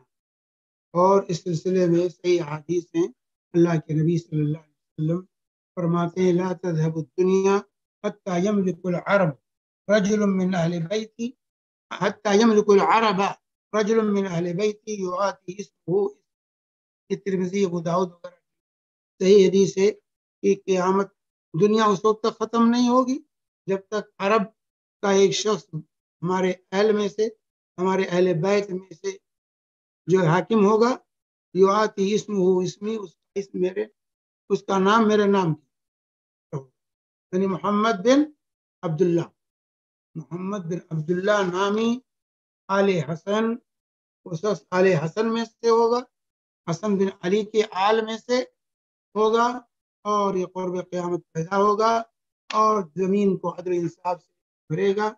انشاءاللہ اس کی تفصیلات پھر آپ کے سامنے آئیں گے، لیکن یہ بھی قرب قیامت کی نشان۔ لیکن مہدی کا وجود جو ہوگا حضرت عیسیٰ علیہ السلام کے ساتھ ہوگا، اس وقت یہ موجود ہوں گے مہدی، اور حضرت عیسیٰ کی تعاون کریں گے دجال۔ انشاءاللہ یہ تفصیلات آئیں گے آپ کے سامنے۔ آج اسی پر اپنی بات ختم کرتا ہوں۔ اللہ تعالیٰ سے دعا ہے کہ ہم سب کو قیامت کی تیاری کرنے کی، ہر طرح کے فتنے سے اللہ تعالیٰ ہماری مدد فرمائے، اور اللہ رب العالمین ہمیں صحیح دین پر قائم رکھے، اور اللہ تعالیٰ ہماری خطاؤں کو، ہماری لغزشوں کو معاف فرمائے۔ رب العالمین ہمارے حالات کو سدھار دے۔ وصلی اللہ علی نبینا محمد وعلی آلہ وصحبہ وسلم جزاک اللہ خیر۔ آمین آمین آمین یا رب العالمین۔ ہم سوالات کا سلسلہ شروع کرتے ہیں۔ یہاں پہ زوم سے بھائیوں سے گزارش ہے کہ اپنا سوال وائس نوٹ میں مطلب بات کر کے دیں تاکہ ایزی پڑے، اور بہنوں سے ریکویسٹ ہے کہ وہ اپنا سوال ٹائپ کریں۔ یہ یوٹیوب پہ سوال میں انشاءاللہ لیتا ہوں، اگر کسی کے پاس سوال نہیں تو مجھے کچھ پی ایم سوال آئے ہوئے ہیں، میں ان میں سے سوال لینے کی کوشش کرتا ہوں۔ اگر مجھے پائے، اگر آپ لینا چاہتے ہیں تو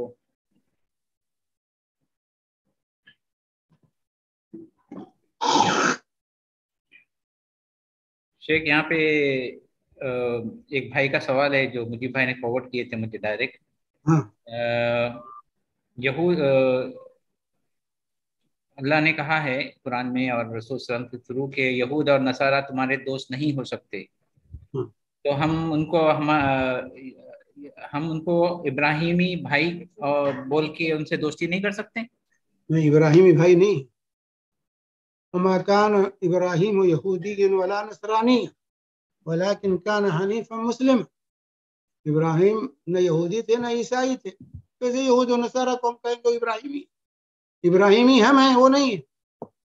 ابراہیمی واتبع ملت ابراہیم حنیفا، یا رسول پاک صلی اللہ علیہ وسلم، یہ امت ابراہیمی امت ہے، ملت ابراہیمی پر۔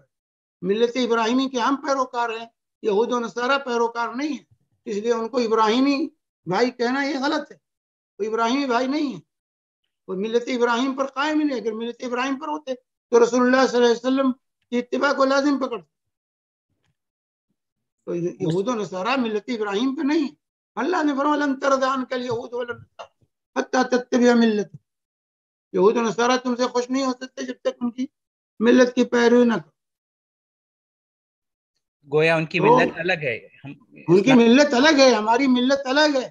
ہم ملت ابراہیمی کے پیروکار ہیں، یہود و نصارہ ملت ابراہیمی کے پیروکار نہیں ہیں، جی اس لیے ان کے دوستی جائز نہیں ہے۔ اللہ تعالیٰ نے واضح کر دیا، اهدنا الصراط المستقیم صراط الذین انعمت علیہم غیر المغضوب علیہم ولا الضالین۔ ہر رکعت میں ہم پڑھتے ہیں اس کو، فاتحہ کرتے ہوئے پڑھتے ہیں، اس کو سنتے ہیں، اس کو دیکھتے ہیں اور اس کو سمجھتے نہیں۔ اللہ تعالیٰ نے بتا دیا ولا اور برا، ولا اہل ایمان کے ساتھ، یہود و نصارہ کفار مشرکین کے ساتھ برات کا اظہار ہونا چاہیے۔ وہ ہمارے دوست نہیں ہیں، کبھی نہیں ہو سکتے، وہ ہمارے بھائی نہیں ہو سکتے، کافر ہمارا بھائی نہیں ہو سکتا۔ یہ اور معاملہ ہے کہ دنیاوی حیثیت سے اچھے اخلاق کا ہم ثبوت دیں، وہ الگ معاملہ ہے۔ اخلاق کا ثبوت دینا وہ الگ چیز ہے، لیکن یہ کہ ان کو اپنا بھائی کہنا، اپنا دوست کہنا، یہ غلط، ان سے دوستی جائز نہیں۔ جزاک اللہ خیر شیخ۔ لیکن اخلاق، اچھے اعلیٰ اخلاق کا ہم ثبوت دیں گے۔ اللہ کے نبی صلی اللہ علیہ وآلہ وسلم یہودیوں کے ساتھ معاہدات کرتے تھے، مصالحت کرتے تھے، یہ سب جاری تھا، ان کا خیال بھی رکھتے تھے، لیکن یہ کہ ہم ان کو اپنا بھائی کہیں یا ان کو ہم اپنا دوست کہیں، یہ نہیں۔ اچھے اخلاق کو ثبوت دینا الگ چیز ہے، اچھا معاملہ کرنا ان کے ساتھ الگ چیز ہے، ان کے اندر صلح و مصالحت کرنا الگ چیز ہے، معاہدات کرنا الگ چیز ہے، یہ سب صحیح ہے، لیکن ان کو اپنا بھائی کہنا یا ان کو اپنا دوست کہنا یہ غلط، ان سے دوستی کرنا چاہیے۔ شیخ دوسرا ہے، وہ پوچھ رہے ہیں کہ کیا اللہ ہمارا خالق اور رازق نہیں ہے؟ اگر ایسا ہی ہم نہیں ہے تو اکنامک ڈیولپمنٹ کے لیے ہم مسلمان کافروں کے ساتھ تعلقات کیوں کرتے ہیں؟ جو مسلمانوں کو مارتے ہیں ان کے ساتھ تعلقات کرتے ہیں۔ دیکھیے اللہ ہمارا خالق ہے، رازق ہے، لیکن اللہ تعالیٰ نے ہر چیز کو سبب سے جوڑ دیا، اسباب بنائے ہر چیز۔ آپ کو بھوک لگی ہوئی ہے، اللہ کھلاتا ہے تو آپ بیٹھے رہیں، لقمہ بنا کر منہ میں نہ ڈالیں تو لقمہ آپ کے پیٹ میں چلا جائے گا؟ پیاس لگی ہو اور پانی نہ اٹھا کر کے پئیں تو پانی جو ہے خود بخود آپ کے منہ میں پیٹ میں پہنچ جائے گا۔ اسباب کو اختیار کرنا، اللہ تعالیٰ نے جہاں قضاء و قدر کو مقرر کیا ہے اور رازق و خالق ہے، اللہ تعالیٰ نے کہا محنت کرو، وسائل اختیار کرو، جو ہم نے وسائل پیدا کیے ہیں روزی کے، ان وسائل کو اختیار کرو تب روزی ملے گی، ایسے ہاتھ پہ ہاتھ رکھ کے بیٹھ کر روزی نہیں ملے گی۔ تو اللہ رازق ہے، خالق ہے، اس لیے جو جائز وسائل، جائز اسباب ہیں اس کو اختیار کرنا۔ اللہ کے نبی صلی اللہ علیہ وسلم نے جب ہجرت کی تو ظاہری جو اسباب تھے اس کو اختیار کیا، عبداللہ بن ورقیق کو لا کر کے اس کو راستہ دکھانے کے لیے مقرر، 2 اونٹنیاں حاضر کی، اس کے لیے ترتیب کیسے نکلیں گے، کب نکلیں گے، پورا نظام ملاقات مقرر ہوا۔ اور اس اعتبار سے تو کیا اللہ کے رسول صلی اللہ علیہ وسلم پر کو اللہ پر توکل نہیں تھا، بھروسہ نہیں تھا، اللہ کو خالق اور رازق اور مالک نہیں مانتے تھے؟ تو اسباب جو مشروع ہیں اس کو اختیار آپ کو کرنا ہوگا۔ اسی لیے جب ایک شخص آیا اور اونٹ کو چھوڑ کر کے کہا میں نے اللہ توکل پر اونٹ چھوڑ دیا، اللہ کے فرمایا یہ قلعہ سے متوکل، پہلے اس کو کھونٹے سے باندھ دو، اس کے بعد اللہ پر توکل۔ تو اللہ رازق ہے، مالک ہے، اس میں کوئی شک نہیں، جب تک وہ نہیں چاہے گا کوئی روزی نہیں کما سکتا، لیکن جو اسباب ہیں ان اسباب کو اختیار کرنا لازم۔ اس لیے تجارت جو مشروع تجارت ہے اس میں ہم حصہ لیں گے، جو جائز کاروبار ہیں وہ مسلمانوں کو اختیار کرنا ہوگا، ہاتھ پر ہاتھ رکھ کر کے نہیں بیٹھیں۔ وہ تو صحیح کہہ رہے ہیں، تو کیا اگر ایسا ہے تو اللہ رازق و خالق ہے، لیکن اس کے باوجود ہم جو مسلمان کے قاتل لوگ ہیں، جو یہود و نصارہ، ہم ان سے ہاتھ ملاتے ہیں اور ہم ان سے تجارت کرتے ہیں۔ بھائی اللہ کے رسول صلی اللہ علیہ وسلم نے تجارت کی ہے کہ نہیں؟ وہ قاتل تھے مسلمانوں کے کہ نہیں تھے؟ رسول اللہ صلی اللہ علیہ وسلم جنگیں کی تھی انہوں نے کہ نہیں کی؟ جی شیخ۔ لیکن جب خیبر فتح ہوا تو وہاں کی زمین پوری جو ہے اللہ کے یہودیوں کے ہاتھ میں دے دی، بٹائی دے دیا، تمہیں بتائی کہ نہیں؟ جی شیخ، یہودیوں کو بٹائی دی کہ یہ پوری زمین تم کرو اور بٹا کے آدھا غلہ مجھے دو، آدھا غلہ تم۔ یہاں پہ اور ایک سوال ہے کہ کیا یہ جائز ہے کہ ہم ہندوؤں کی مندر وغیرہ بنائے ہمارے یہاں پہ جہاں پہ مسلمان بستے ہیں؟ بھائی مسلمان کا کام مندر بنانا، گرجا گھر بنانا نہیں، نہ اس کے لیے زمین دینا جائز ہے، نہ اس میں تعاون کرنا جائز ہے، کیونکہ یہ شرک اور کفر کے اڈے ہیں۔ ایک مسلمان کفر کا اڈا نہیں بنا سکتا اور اپنی زمین میں کفر کا اڈا بنانے کی اجازت نہیں دے سکتا، یہ غلط ہے، کوئی بھی کرتا ہے غلط۔ پھر یہاں ایک سوال ہے کہ کیا ہم ایسے حرام کام کی اجازت دے سکتے ہیں اگر ہم کو انویسٹمنٹ کے لیے اٹریکٹ کرنا ہے مسلمان کنٹریز کو؟ مطلب اس میں کہا ہے کہ it is allowed to allow haram activities for non-Muslims in Muslim countries to attract investment. non-Muslim کو مسلمان کنٹریز میں حرام ایکٹیویٹی مطلب حرام کام کرنے کی اجازت دی جا سکتی ہے تاکہ انویسٹمنٹ؟ حرام کام کی اجازت نہ کسی میں مسلمان کو دی جا سکتی ہے نہ غیر مسلم کو دی جا سکتی۔ جزاک اللہ خیر۔ میں اور سوال ہے لیکن مطلب بھائی آپ کا ہاتھ اٹھایا، آپ پلیز سوال کیجیے۔ السلام علیکم ورحمۃ اللہ وبرکاتہ شیخ صاحب۔ وعلیکم السلام ورحمۃ اللہ۔ शेख साहब, क्या हमें लाइक किसी के घर पे हम अगर गए या कोई गैर मुसलमान के घर पे कुछ काम से अगर नमाज का टाइम हो गया शेख साहब, हाँ। तो क्या हम पहली बात तो क्या उनके घर पे नमाज पढ़ सकते हैं, और हाँ, दूसरी बात ये शेख साहब, क्या उनसे परमिशन लेनी चाहिए शेख साहब? भाई अगर उसका घर है तो उससे पूछना कहना चाहिए भाई मुझे नमाज पढ़नी है। अच्छा, तो परमिशन लेनी चाहिए शेख साहब। कहना चाहिए उससे कि मुझे नमाज पढ़नी है। शेख साहब तो यही उसके सिमिलर मेहमान है तो उससे पूछेंगे आप भाई मुझे नमाज पढ़नी है, कहाँ पढ़ें। शेख साहब इसी सिलसिले में आगे इस सवाल है शेख साहब, जैसे इंडिया में एक मॉल है अभी जहाँ पे लोगों को नमाज पढ़ने से रोका गया शेख साहब, तो नहीं, शेख साहब नमाज पढ़ने से रोका नहीं गया मेरे भाई, वो शरारत की गई है। वो मॉल को बदनाम करने के लिए ये साजिश है गैर मुस्लिमों की, किसी तरह से लुलु मॉल को बदनाम किया। शेख साहब लेकिन वहां पे अभी एक बोर्ड लगा है कि यहाँ पे कोई नमाज वमाज नहीं पढ़ सकता शेख साहब, तो क्या हमें हाँ, तो उसी साजिश वो साजिश रची गई हिंदुओं की तरफ से, किसी तरह से इस मॉल को बदनाम किया जाए और इसको जो है खत्म किया। तो मैं बताइए वो साजिश का नतीजा था, इसलिए वो लगाए वहाँ के बोर्ड, ताकि इस तरह लोग दूसरे आइंदा साजिश न कर सके। तो शेख साहब अभी आजकल के हालत में वहाँ हमारे मुल्क में जैसा रेलवे स्टेशन हो गया या एयरपोर्ट के पास या कोई बाहर जगह पे नमाज पढ़ना मुनासिब है या नहीं रहेगा शेख साहब? भाई अगर मना है तो नहीं पढ़ना चाहिए, नहीं पढ़ना इतना ताकि ना पैदा हो भाई आप नमाज पढ़ने जाए और आपकी जान चली जाए तो। ठीक है शेख साहब, जज़ाकल्लाह खैर शेख साहब। हो गया मुतलिब? हाँ हाँ हाँ, हो गया भाई जी शेख, यहाँ पे सवाल है कि हाँ, आजकल काफी मर्तबा देखा जाता है कि उलमा इजाजत देते हैं स्टॉक मार्केट में और ऐसी चीजों में काम करने, मतलब उसमें इन्वेस्ट करने में, ट्रेडिंग करने में। क्या ये वाकई हलाल है कि हम नहीं, देखिए जिसमें जो है जिसमें शेयर जिसमें मार्केट, देखिए शेयर मार्केट में हिस्सा लेने के लिए या शेयर किसी कंपनी का शेयर खरीदने के लिए बुनियादी तौर से दो चीज़ों की जरूरत है। एक तो ये कारोबार हलाल हो, आपको पता हो क्या कारोबार ये कंपनी कर रही है, हलाल है या हराम कारोबार।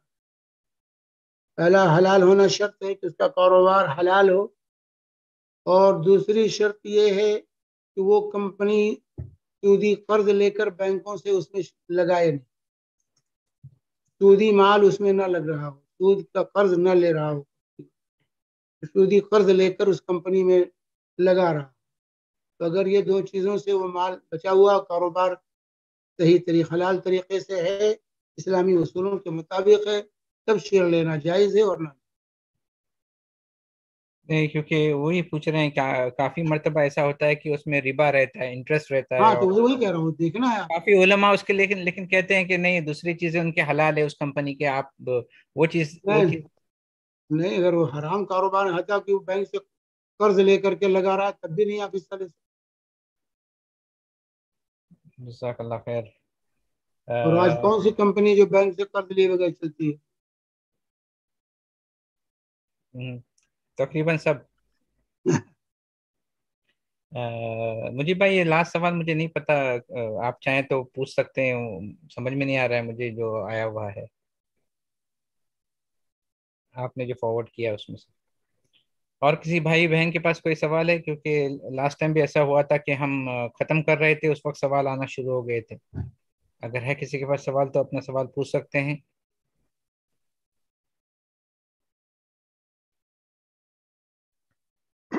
अस्सलाम वालेकुम वरहमतुल्लाह। जज़ाकल्लाह खैरन सज्जाद भाई और फज़ीलतुल शेख शमीम अहमद खलील हफ़िज़हुल्लाह, आपने माशाल्लाह आज का उन्वान बहुत अच्छे से सादे तरीके से समझाया।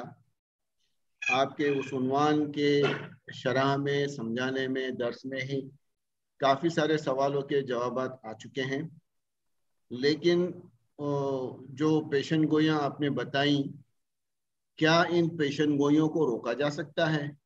क्या उलमाए कराम इसको रोक सकते हैं? उलमाए कराम इसको क्यों नहीं रोकते? ऐसा सवाल है। नहीं, देखिए हमें ये पेशीन गोइयाँ की गई, पेशीन गोइयाँ की गई, ये चीज़ें वाक़ई होंगी जो अल्लाह के शासन ने पेशीन गोई की है वो वाक़ई होकर रहे।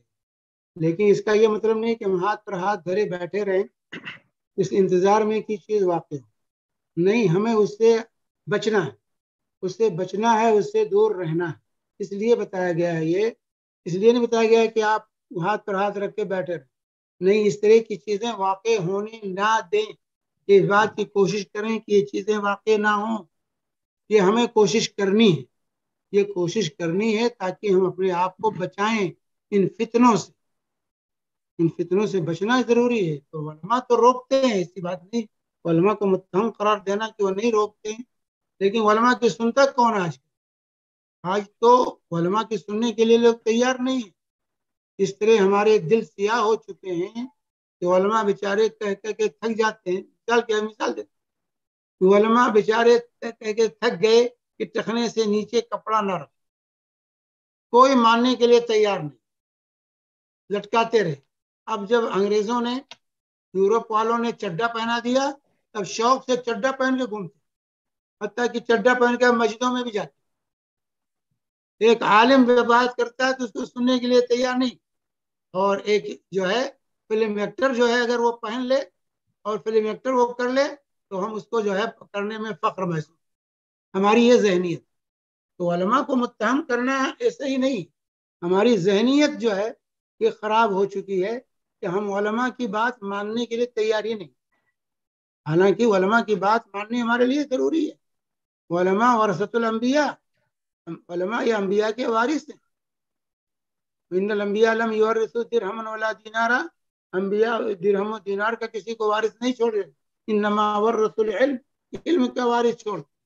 تو علماء امت جو ہیں، علماء حق، یہ انبیاء کے وارث ہیں. ان وارثان نبوت سے ہمیں استفادہ کرنا ہے اور ان کی باتوں کو دھیان سے سننا ہے اور ان کی صحیح باتوں کو ماننا ہے. تبھی اسی میں نجات ہے ہمارے لیے. علماء کے ساتھ رہیں گے تو نجات ملے. علماء سے دور رہ کر کے نجات نہیں ملے گی، ورنہ شیطان جو ہے گمراہ کا. اور آج شیطان کی یہ سازش کہ علماء کو بدنام کرو تاکہ لوگ ان سے متنفر ہو جائیں اور پھر ان کے قریب نہ جائیں، تاکہ ان کا شکار کرنا ہوئے. اسی لیے آج بردرس کا فتنہ جو ہے اپنے یہاں موجود ہے. تو کچھ نہیں جانتے اور اسٹیج سے جا کے بیٹھے، عالم بن کر بیٹھے ہوئے ہیں، علماء سے متنفر کرتے. ابھی ایک ویڈیو کلپ آئی جس میں کہا کہ دجال کو اوپر سے بیعت کرنے والے سب سے پہلے علماء ہوں. ایک ویڈیو عام ہو رہی ہے، کچھ سرفرے ہیں بردرس، وہ کہہ رہے ہیں کہ جو ہے دجال کو اتباع کرنے والے، دجال بیعت کرنے والے سب سے پہلے علماء. نعوذ باللہ ثم نعوذ باللہ. کہاں سے لے کر کے آ جاتے ہیں لوگ علماء کو بدنام کرنے. تو بہرحال علماء اپنا جو صحیح علماء ہیں وہ اپنا کام کر رہے ہیں. میرے بھائیوں، علماء سے بدظن نہ ہوئیے، صحیح علماء کو تلاش کیجیے اور ان کے ساتھ رہیے، ان سے رہنمائی حاصل کیجیے، اسی میں نجات. جزاک اللہ خیر شیخ. سوال میرا ایک تھا لیکن آپ نے اس کو آگے بڑھا کر بہت اور کھول کر بتایا. واقعی آج کل برجستہ لوگوں کو، مجھے بھی خصوصاً روکا جاتا ہے کہ تم یہ عالم کے ساتھ کیوں ہو، وہ عالم کے ساتھ کیوں ہو. آج کل یہ عالم سارے کے سارے بکے ہوئے ہیں، سب کے سب ریاکاری کرتے ہیں، ان کو تنخواہ ملتی ہے، وہ فلانے سینٹر پر ہے، فلانے مسجد کے امام بیٹھے ہیں لیکن تنخواہ لیتے ہیں. شیخ اس کے اوپر کچھ تنخواہ بھائی، تنخواہ جب خلفائے راشدین تنخواہ نہیں لیتے بھائی، اس سے پہلے خلفائے راشدین کو تنخواہ ملتی تھی کہ نہیں ملتی تھی؟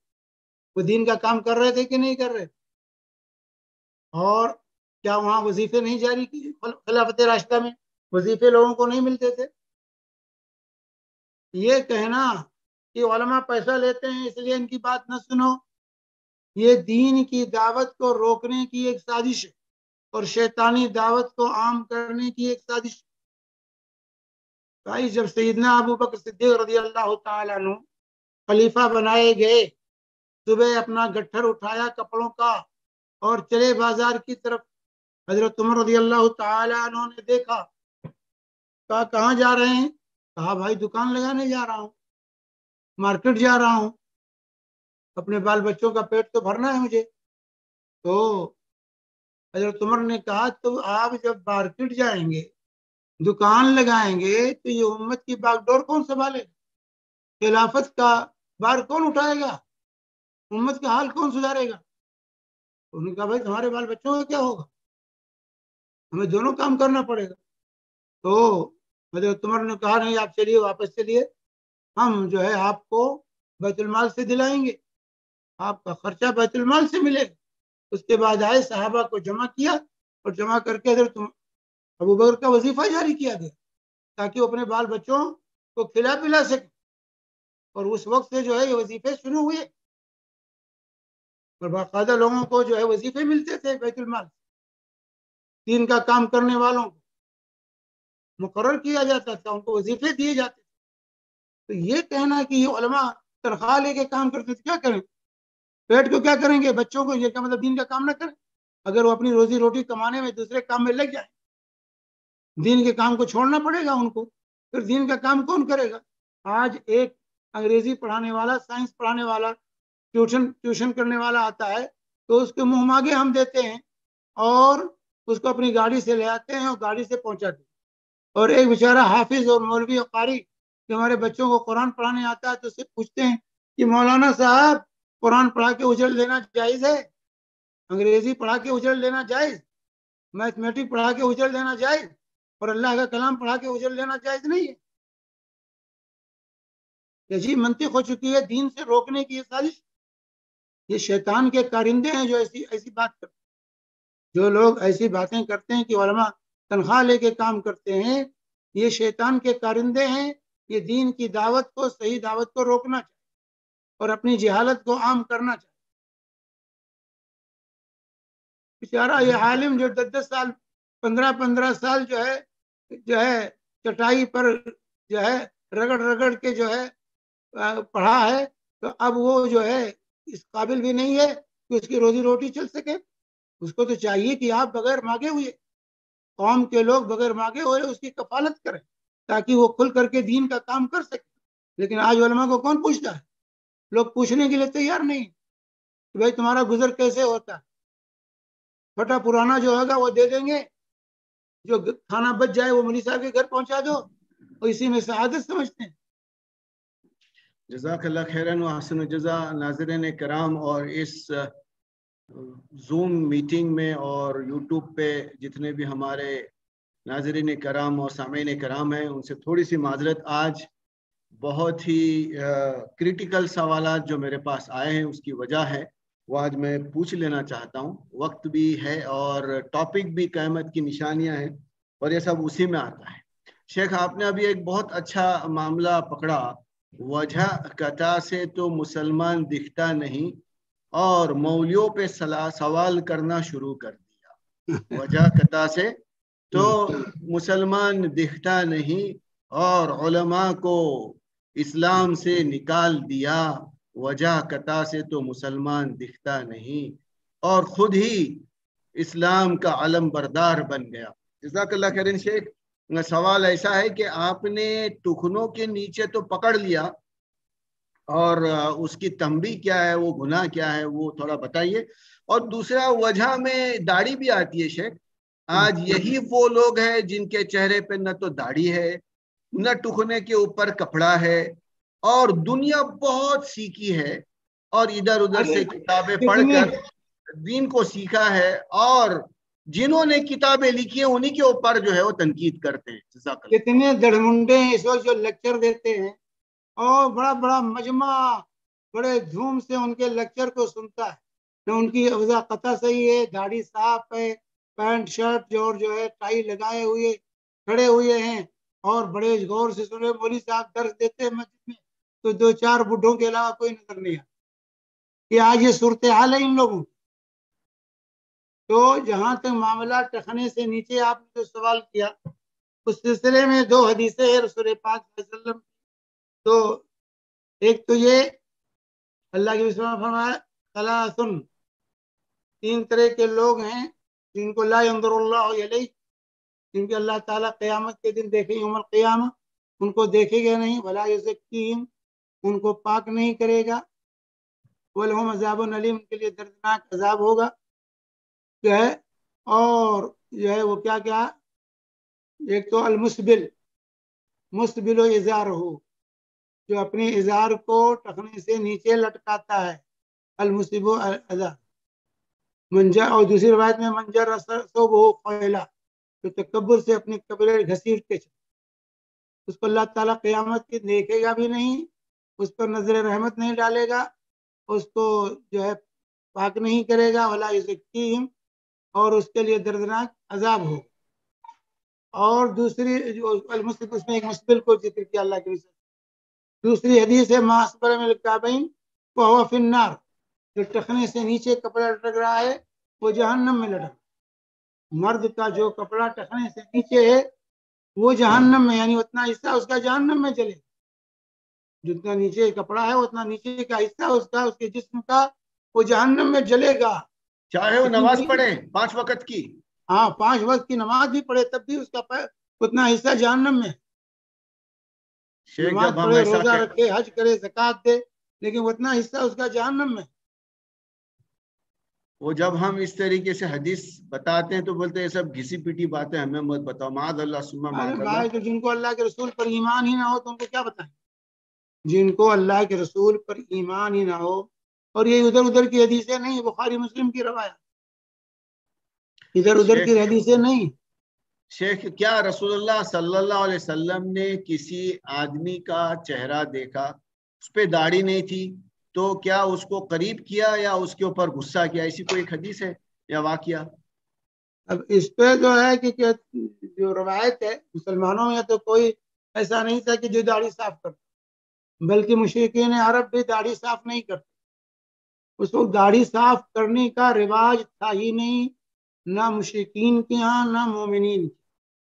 یہ تو جو ایجاد ہوا، پہلے یہ مجوسیوں کے ہاں تھی، یہ چیز کچھ پائی جاتی تھی مجوسیوں کے ہاں، اور اسی طرح یہ جو عام ہوا وہ بھی ان کے یہاں بھی عام نہیں، لیکن یہ عام ہوا انگریزوں سے، اسی لیے شاعر نے کر دیا کرزن نظم، مردوں کی عزت پوچھ لی، ابتدا داڑھی سے کی اور انتہا میں موچ لی۔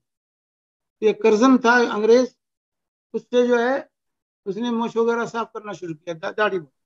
تو بہرحال اتنا عام نہیں تھا اس زمانے میں داڑھی کا صاف کرنا، تو مسلمان تو کوئی ایسا نہیں تھا جو داڑھی صاف، صحابہ داڑھی کاٹتے بھی نہیں تھے، صاف کرنا تو دور کی بات۔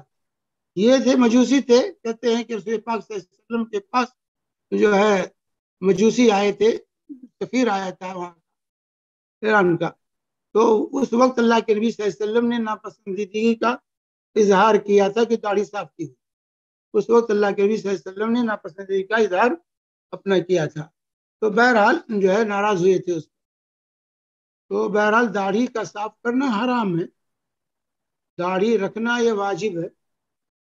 اللہ کے نبی صلی اللہ علیہ وسلم نے فرمایا واف اللحى وقص الشوارب وخالف المجوس، دوسری روایت میں خالف المشرکین، داڑھی کو معاف رکھو، مونچھوں کو کترو، اور مشرکین کی اور مجوس کی مخالفت۔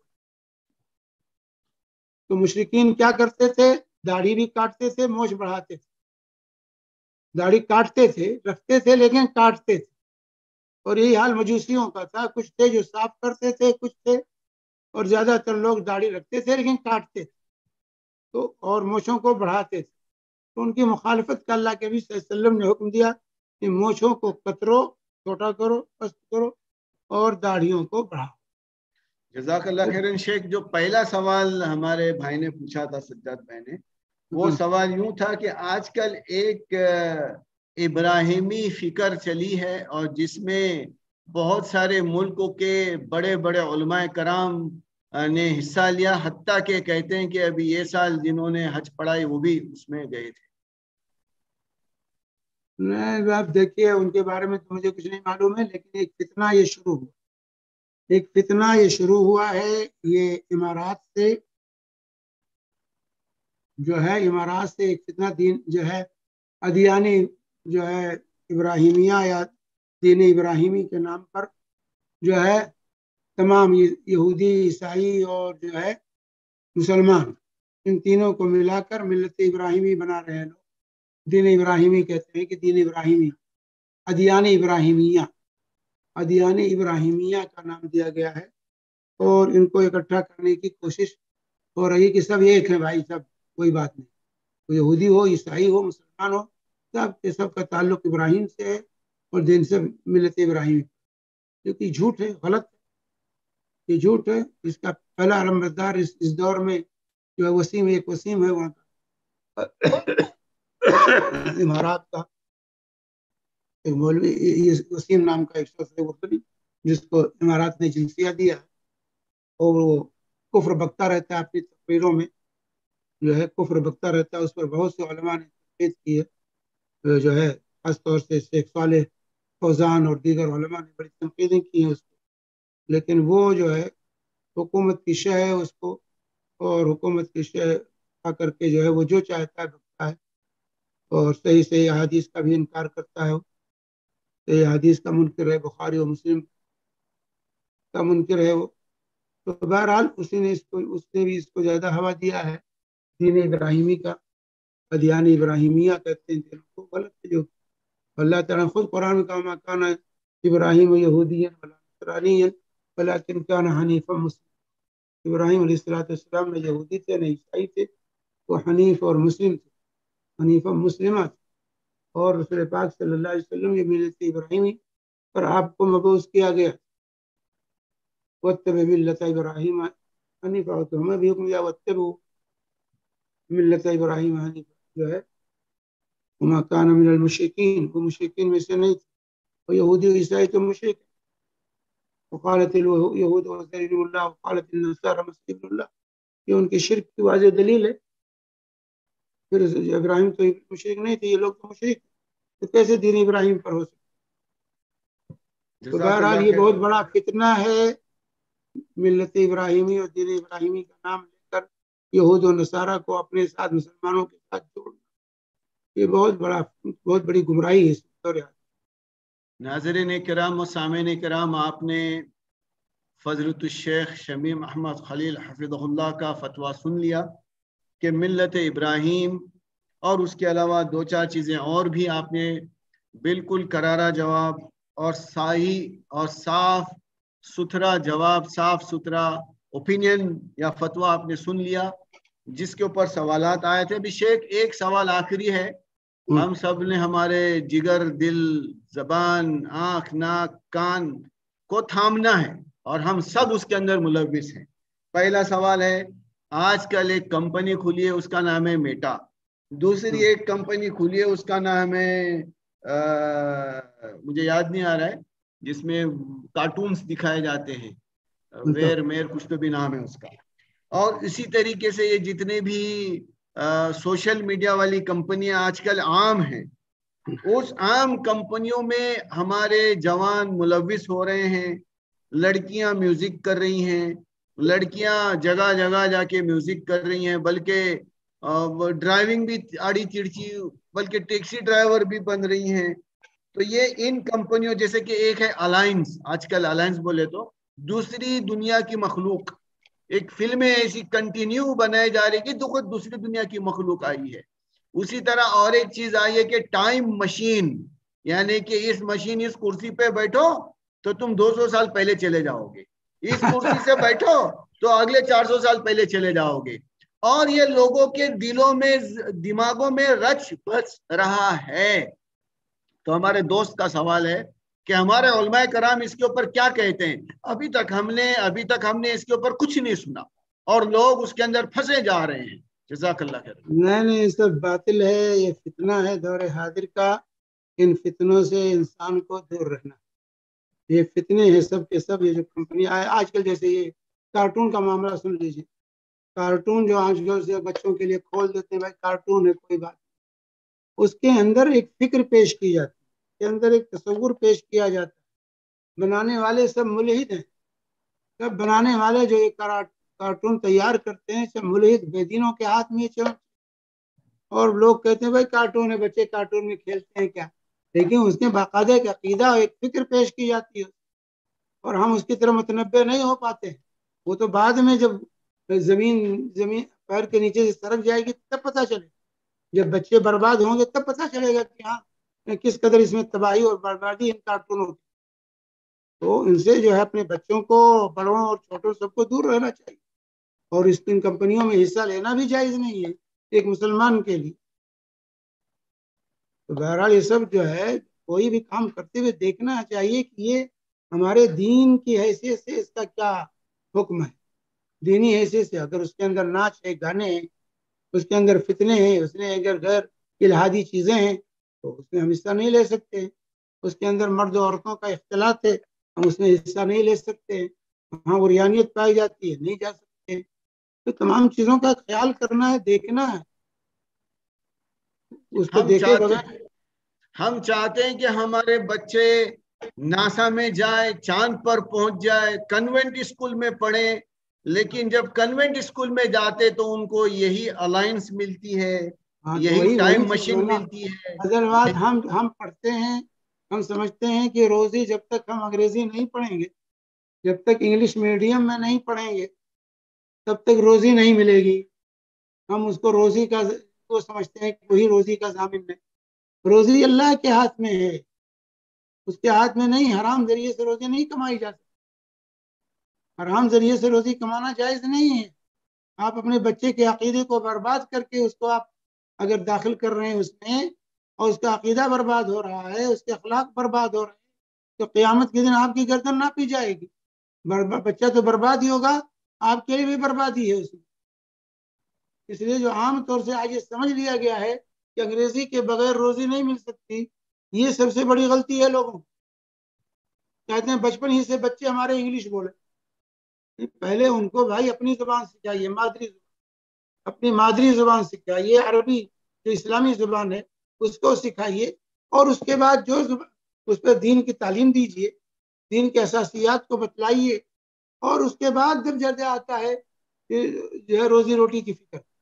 ابھی بچپن میں بچہ ابھی آواز نہیں نکل رہی ہے، صحیح لفظ نہیں ادا کر رہا ہے، اس کو آپ داخل کر دے رہے ہیں ایسے انگریزوں کے اسکولوں کے اندر، جو ہے کرسچنوں کے اسکولوں کے اندر، اور اسی پروگرام میں لگا دیتے ہیں. تو بچہ کیا ہوگا؟ برباد ہو کے رہے گا. وہ بچے صحیح قرآن نہیں پڑھ سکتے. جو بچے بچپن سے انگلش میڈیم میں رہیں گے وہ صحیح قرآن کی ادائیگی نہیں کر سکتے. وہ عربی الفاظ ان کی زبان پر جاری ہی نہیں ہوگا صحیح. تو اس لیے ضروری ہے سب سے پہلے اپنے بچوں کو قرآن کی تعلیم دیجیے، عقیدے کی تعلیم دیجیے. اس کے بعد ان کو انگریزی پڑھائیے، فرینچ پڑھائیے، جو زبان چاہیے پڑھائیے. لیکن پہلے مسلمان بنا دیجیے، اس کے بعد جو چاہیے پڑھائیے. جزاک اللہ خیرن. ہمارے ایک بھائی یہاں پر بیٹھے ہیں ہمارے اس میٹنگ کے اندر، ان کے بھی کوئی رشتہ دار آئے تھے، ہم نے بھی ان سے ملاقات کری.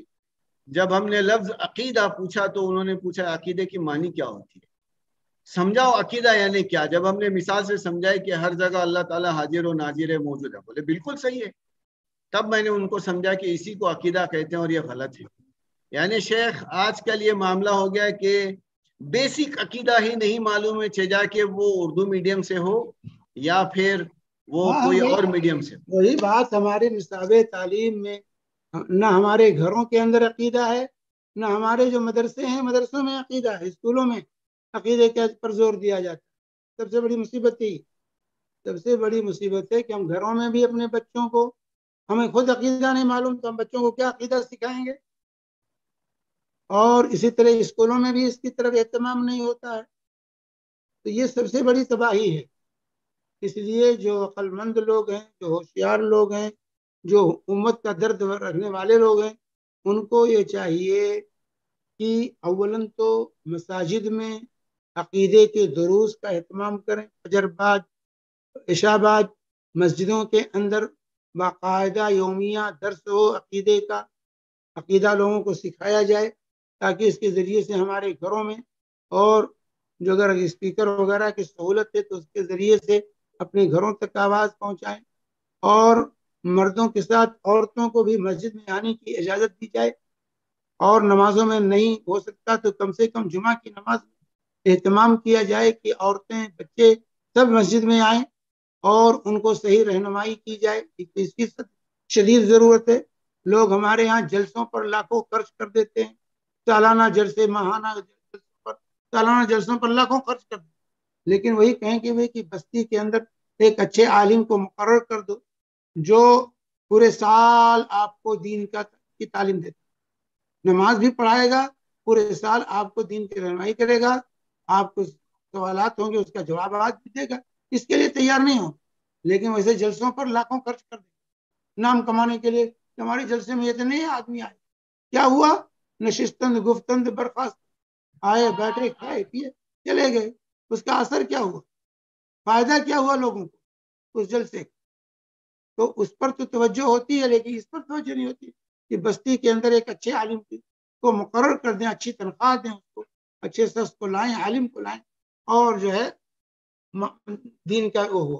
ایک تو یہ کوشش کرنی چاہیے مسلمانوں کو، اپنی مسجدوں کو پہلے آباد کیجیے، اور ہر گاؤں میں، ہر بستی میں، ہر محلے میں ایک کم سے کم درجہ 5 تک کی تعلیم کا اسلامی نظام قائم کیا جائے، جس کے اندر جدید تعلیم کے ساتھ اسلامیات کی پوری تعلیم دی، عقیدہ سکھایا جائے، آداب سکھائے جائیں، ان کی صحیح تربیت کی جائے، اور اس کے بعد پھر ان کو جس لائن میں لے جانا ہے آپ لے جائیے.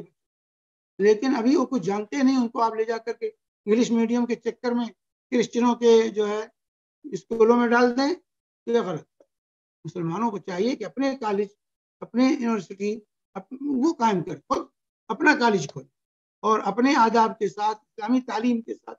اب مصیبت یہ ہے، مسلمان بھی جو کھول رہے ہیں وہی لادینی اسکول کھول رہے ہیں، وہاں بھی دین کا کوئی گزر نہیں. دینی تعلیم کو لازم کریں کہ ہمارے یہاں جو بچہ بھی پڑھے گا، وہاں وہ ابتدائی درجات میں ہو جو ہے، یا انٹر میں ہو، یا کالج میں ہو، دینی تعلیم لازم ہو.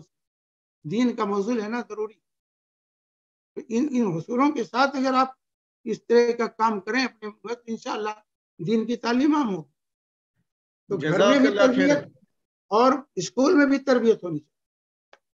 جزاک اللہ خیرن و احسن الجزا. ناظرین کرام اور سامعین کرام، اور جہاں کہیں پر بھی آپ اس کو سن رہے ہیں، چاہے یوٹیوب، فیس بک، اور اس زوم میٹنگ میں، اور اس کے بعد آپ کو جب بھی اس زوم میٹنگ میں یا اگلے جمعہ کے درس میں بلایا جائے، دعوت دی جائے، تو وقت کے سلگتے سوالات آپ ضرور ساتھ میں لے کر آئیں، تاکہ اس کے اوپر تسلی بخش جواب ملے.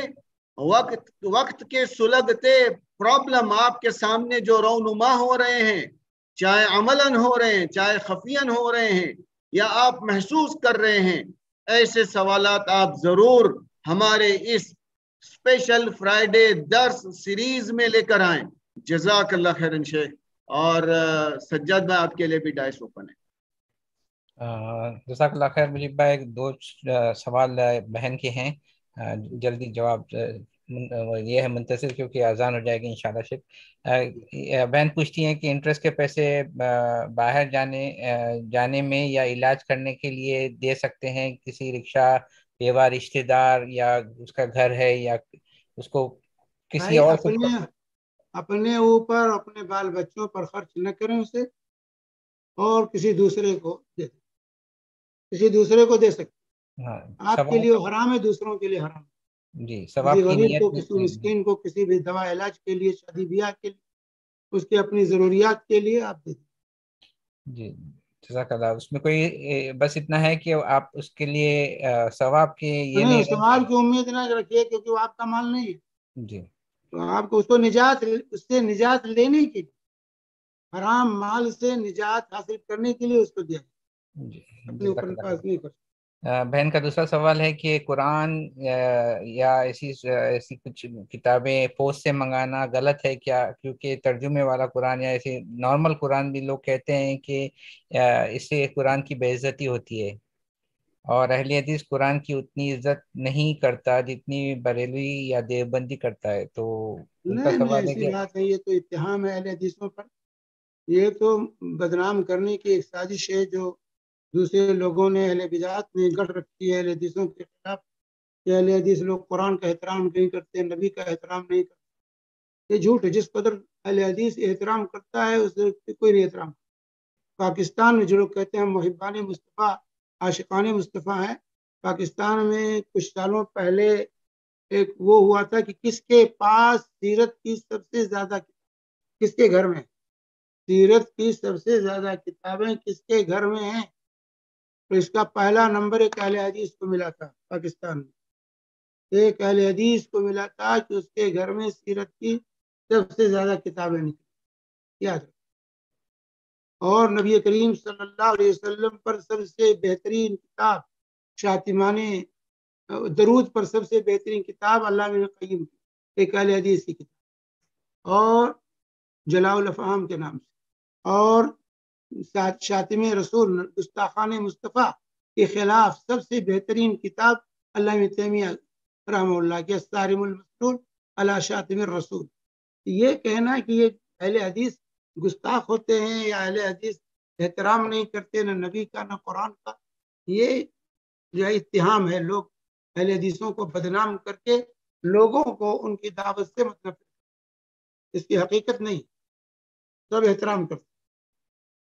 شیخ تو ان کا سوال ہے کہ اور رہا معاملہ قرآن کو منگانے کا، اب بھائی قرآن کو کیسے منگائیں گے بتا دیجیے؟ اگر آپ خود جاتے ہیں خرید کے لائیے، بہت اچھی چیز ہے، خرید کے لائیے، لیکن ہر جگہ جہاں قرآن نہیں ملتا ایک دوسرے ملک میں منتقل کرنا، تو ڈاک کے علاوہ اور کون سا ذریعہ آپ کے پاس؟ تو اس کا یہ ہوتا ہے کہ جو لوگ بھیجتے ہیں اس کو باقاعدہ پیک کر کے، اس کو پیک کر کے جو ہے اس طرح بھیجتے ہیں، جائز ہو، پیکنگ قاعدے سے ہو، اور اس کے ذریعے ڈاک کے ذریعے منگایا جا سکتا۔ شیخ اس میں کیونکہ یہ ضرورت ہے، اور یہ ضرورت اس کے بغیر پوری نہیں ہو سکتی۔ اب قرآن چھپے وہیں پڑھا رہے تو کیا فائدہ ہوگا قرآن؟ اسی نوعیت میں ایک بھائی نے بھی پوچھا تھا مجھ سے شیخ کہ کیا ہم جب سفر کرتے ہیں تو ہمارے لگیج کے اس میں قرآن لگیج کے اندر ڈال سکتے ہیں قرآن پاک، قاعدے سے اس کو لپیٹ کر کے احترام کے ساتھ آپ لگیج میں ڈال دیجیے۔ جی اسی نوعیت میں شیخ کافی مرتبہ دیکھا گیا ہے کہ قرآن کو مسجدوں میں زمین پہ رکھا جاتا ہے یا سجدے کرتے وقت، یا کیا یہ اگر سجادہ ہے، مسلح ہے، مسلح کے اوپر رکھ رہا ہے تو کوئی بات نہیں، سجدہ کرتے ہوئے مسلح پر رکھ دیا۔ عام طور سے کیا لوگوں کو آیت سجدہ آتی ہے تو کیا کہتے ہیں ہاتھ میں قرآن لے کے کیسے سجدہ کریں گے؟ ہتھیلی آپ زمین پہ پڑے گی۔ ہاتھ میں لے کر جو لوگ سجدہ کرتے ہیں تو سجدے میں دونوں ہتھیلیاں قبلہ رخ زمین پر ہونا چاہیے، 7 اعضاء، ہاں 7 اعضاء کا زمین پر ہونا چاہیے سجدے میں، تو ہتھیلیوں کو زمین پر ہونا چاہیے۔ جب ہتھیلی میں آپ قرآن پکڑے ہوئے ہیں تو کہاں کیسے رکھیں سجدہ؟ اس لیے قرآن کو کسی جگہ پر رکھ کر پھر سجدہ کرنا چاہیے۔ اولاً تو قرآن رحل ہے، ایسے اونچی چیز ہے، اس کو رکھ کر کے سامنے قرآن پڑھنے کی کوشش کیجیے تاکہ کہیں اور رکھنے کی ضرورت نہ پیش ہے۔ اور مسجدوں میں بھی یہاں رحل رہتی ہے، رحل پر رکھ کر کے نماز قرآن پڑھیے، اور جب سجدہ کرنا ہوگا تو آپ رحل پر رکھتے ہوئے آپ سجدہ کر لیجیے۔